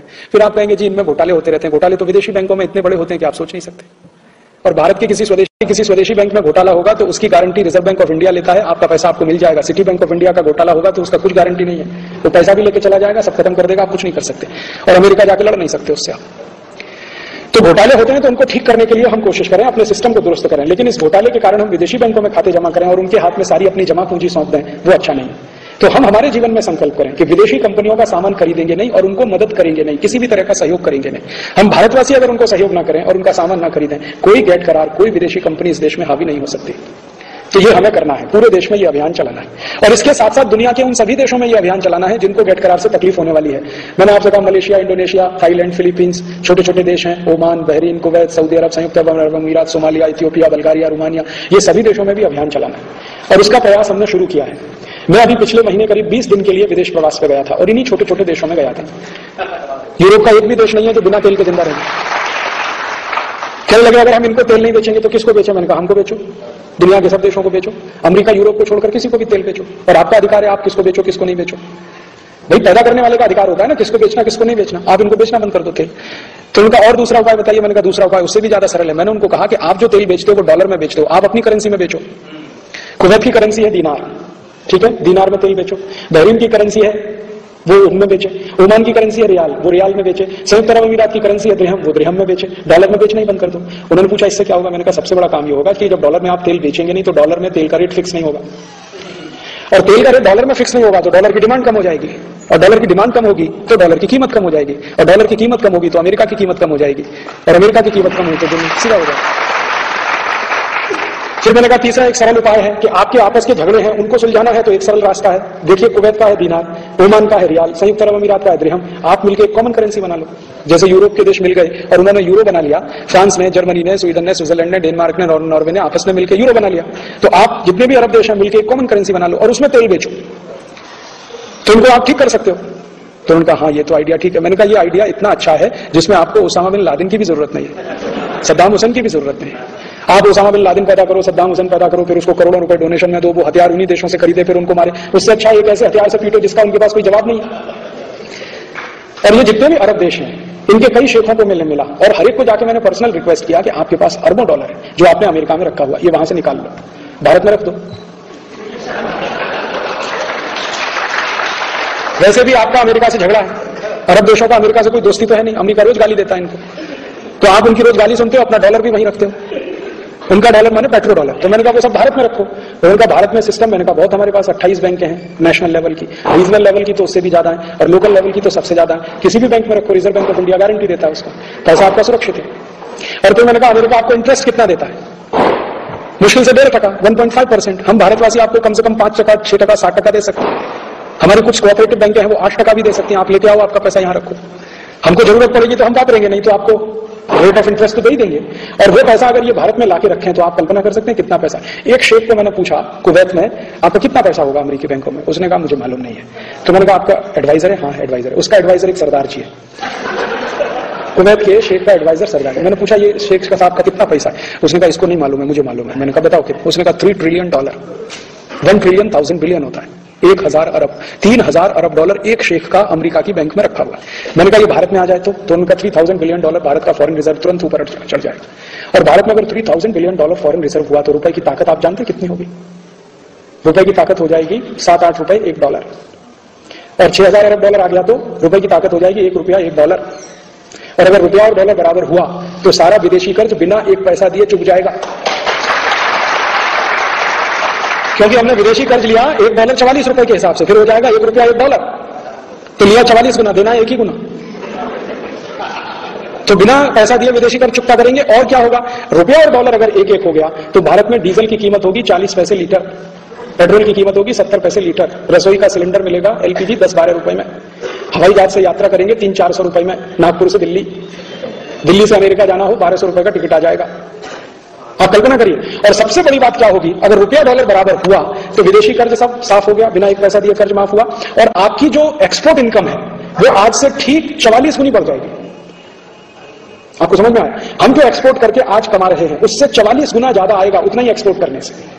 अभी हमारी एक्सपोर्ट इनकम है 55 से 60 बिलियन डॉलर पर ईयर, फिर इसमें 44 का गुना कर लो, यही एक्सपोर्ट इनकम हमारी 44 गुनी बढ़ जाएगी। और अगर एक्सपोर्ट इनकम इतनी बढ़ी और इंपोर्ट का बिल 44 गुना कम हो जाएगा तो भारत सरप्लस कंट्री हो जाएगा। ट्रेड सरप्लस हुआ तो हम तो चीन को भी पछाड़ सकते हैं, अमेरिका तो हमारे लिए कुछ भी नहीं है, हम तो दुनिया में सबसे ऊपर आ सकते हैं। तो एक छोटा सा काम हम करें। देखिए, मुझे तो ऐसा लगता है कि कभी कभी क्या होता है कि बहुत सारे खराब परिस्थिति भी अच्छे रास्ते का निर्माण कर देते हैं। कई बार ऐसा होता है ना, बहुत घटाटोप अंधेरा हो जाए तो सवेरा जल्दी होता है।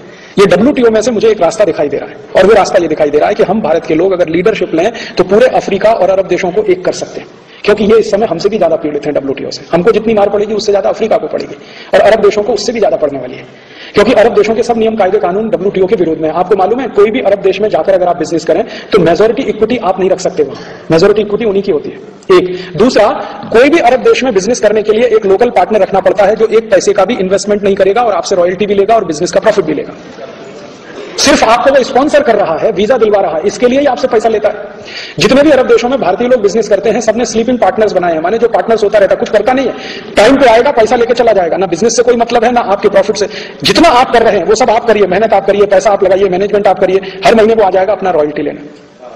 वो सब करते हैं ऐसे।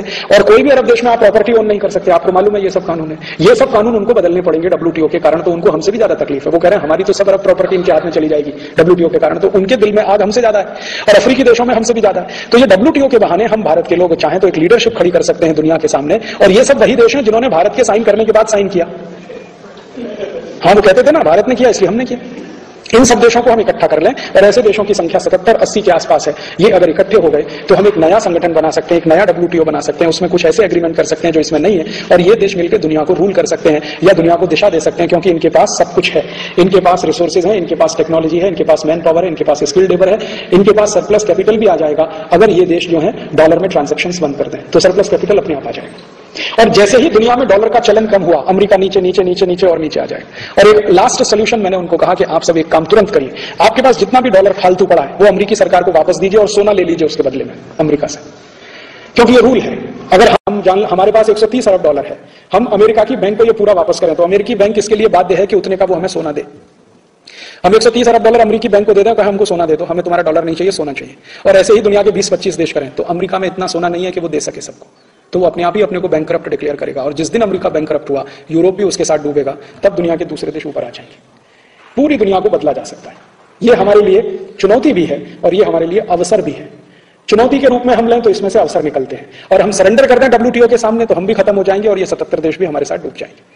इसलिए हिंदुस्तान के लोगों से विशेष रूप से इनको बहुत अपेक्षाएं हैं। मैं जब इन देशों में घूमने गया और बात किया उनसे, तो उन सब ने एक ही बात कही मुझे कि आप कुछ करिए, हम सब आपके साथ हैं, आप कुछ करिए, हम सब आपके साथ हैं। हर एक जगह यही मुझे सुनने को मिला, आप कुछ करिए, हम आपके साथ हैं। और इन देशों में जब मैं WTO पे बात करता था, शाम को 7:30 बजे लेक्चर शुरू होता था, रात को 2:30 बजे 3 बजे तक चलता, और वो बिल्कुल ध्यान से सुनते हैं, एक एक बात नोट करते हैं, पॉइंट टू पॉइंट नोट करते हैं, तुरंत सवाल करते हैं, बहस करते हैं, ये ऐसा क्यों है, ये ऐसा कैसे हो सकता है, इसमें और क्या है, बाइलॉज क्या है, रेफरेंसेस क्या है, सब डिटेल बात करते हैं। सिर्फ सुनते ही नहीं है, इंटरेक्शन करते हैं।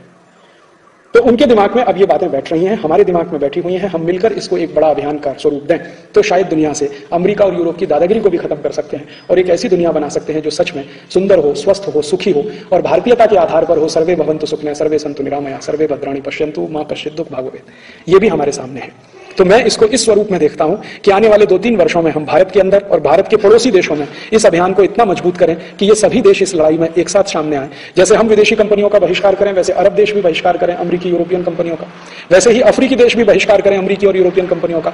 और अल्टीमेटली ये लड़ाई तो माल बेचने की है, प्रोडक्ट को लाने की है मार्केट में। जब कोई खरीदेगा ही नहीं, उनका प्रोडक्ट बिकेगा नहीं, अपने आप वो सिकुड़ते चले जाएंगे, डिफेंसिव होते चले जाएंगे, और इस युद्ध में हम उनको पीट सकते हैं, वो पीट नहीं पाएंगे हमको, क्योंकि हमारे पास मार्केट बहुत बड़ा है, उनके पास मार्केट नहीं।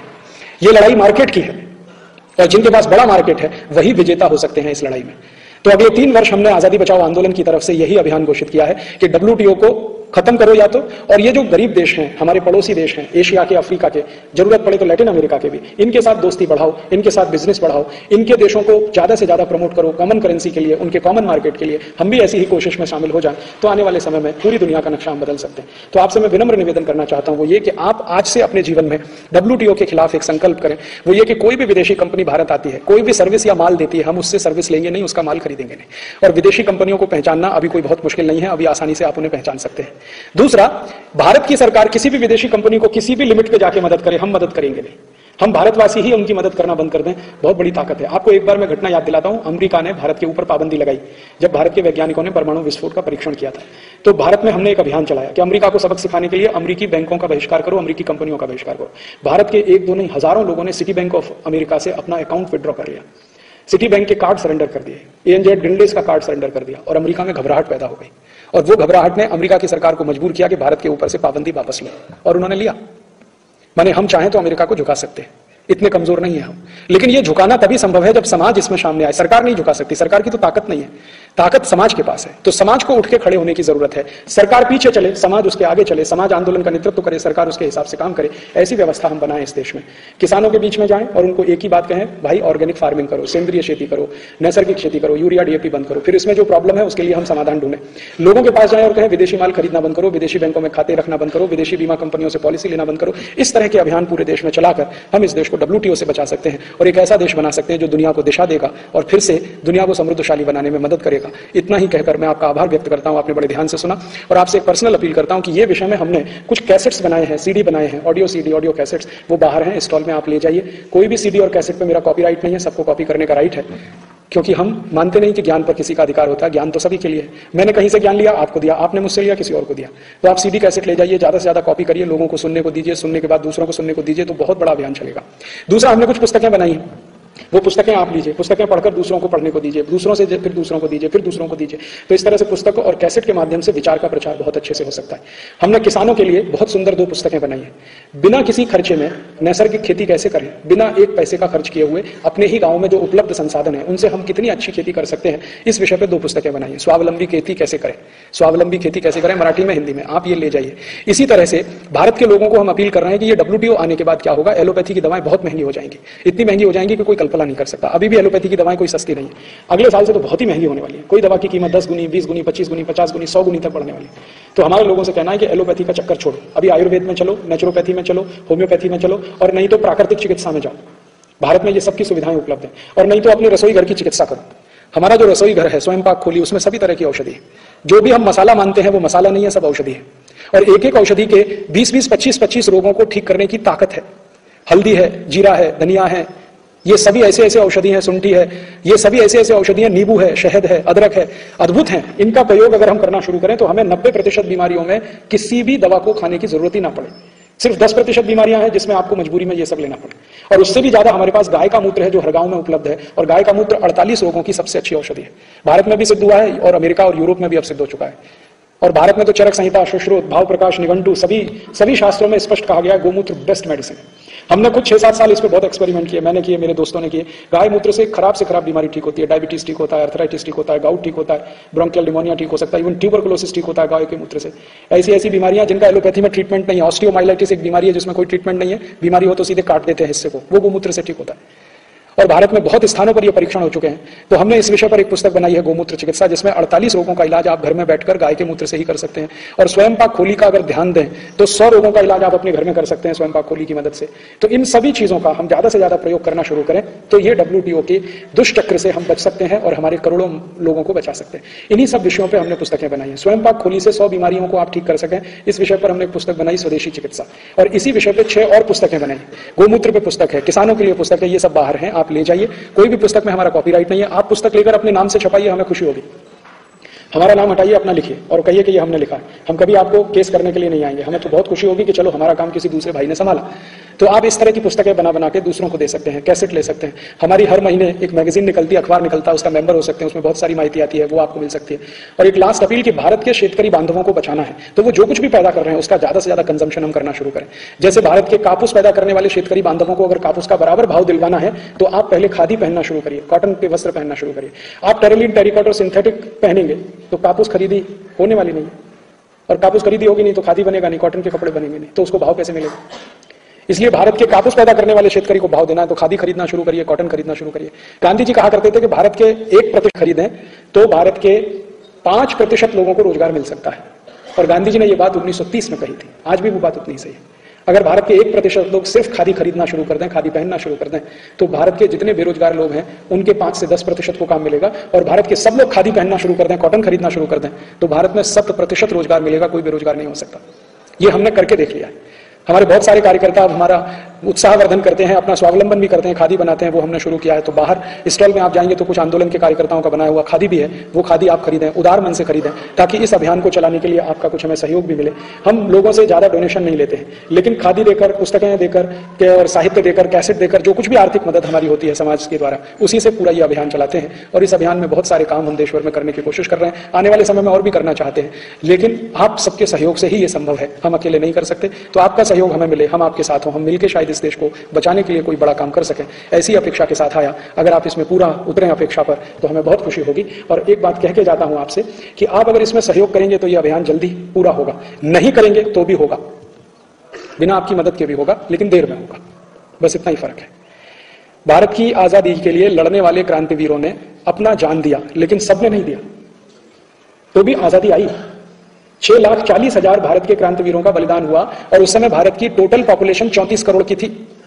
34 करोड़ की पॉपुलेशन में 6,40,000 का बलिदानी हुआ तो भारत में आजादी 100 साल में आई। अगर ये 34 करोड़ की पॉपुलेशन में डबल होता, 12 लाख क्रांतिवीर होते, 18 लाख होते, 20 लाख होते, 25 लाख होते, तो आजादी शायद और जल्दी आ जाती। ऐसे ये WTO के खिलाफ हम जो अभियान चला रहे हैं ये सफल होगा, अगर आपका सहयोग मिलेगा जल्दी होगा, नहीं मिलेगा देर में होगा, लेकिन होगा।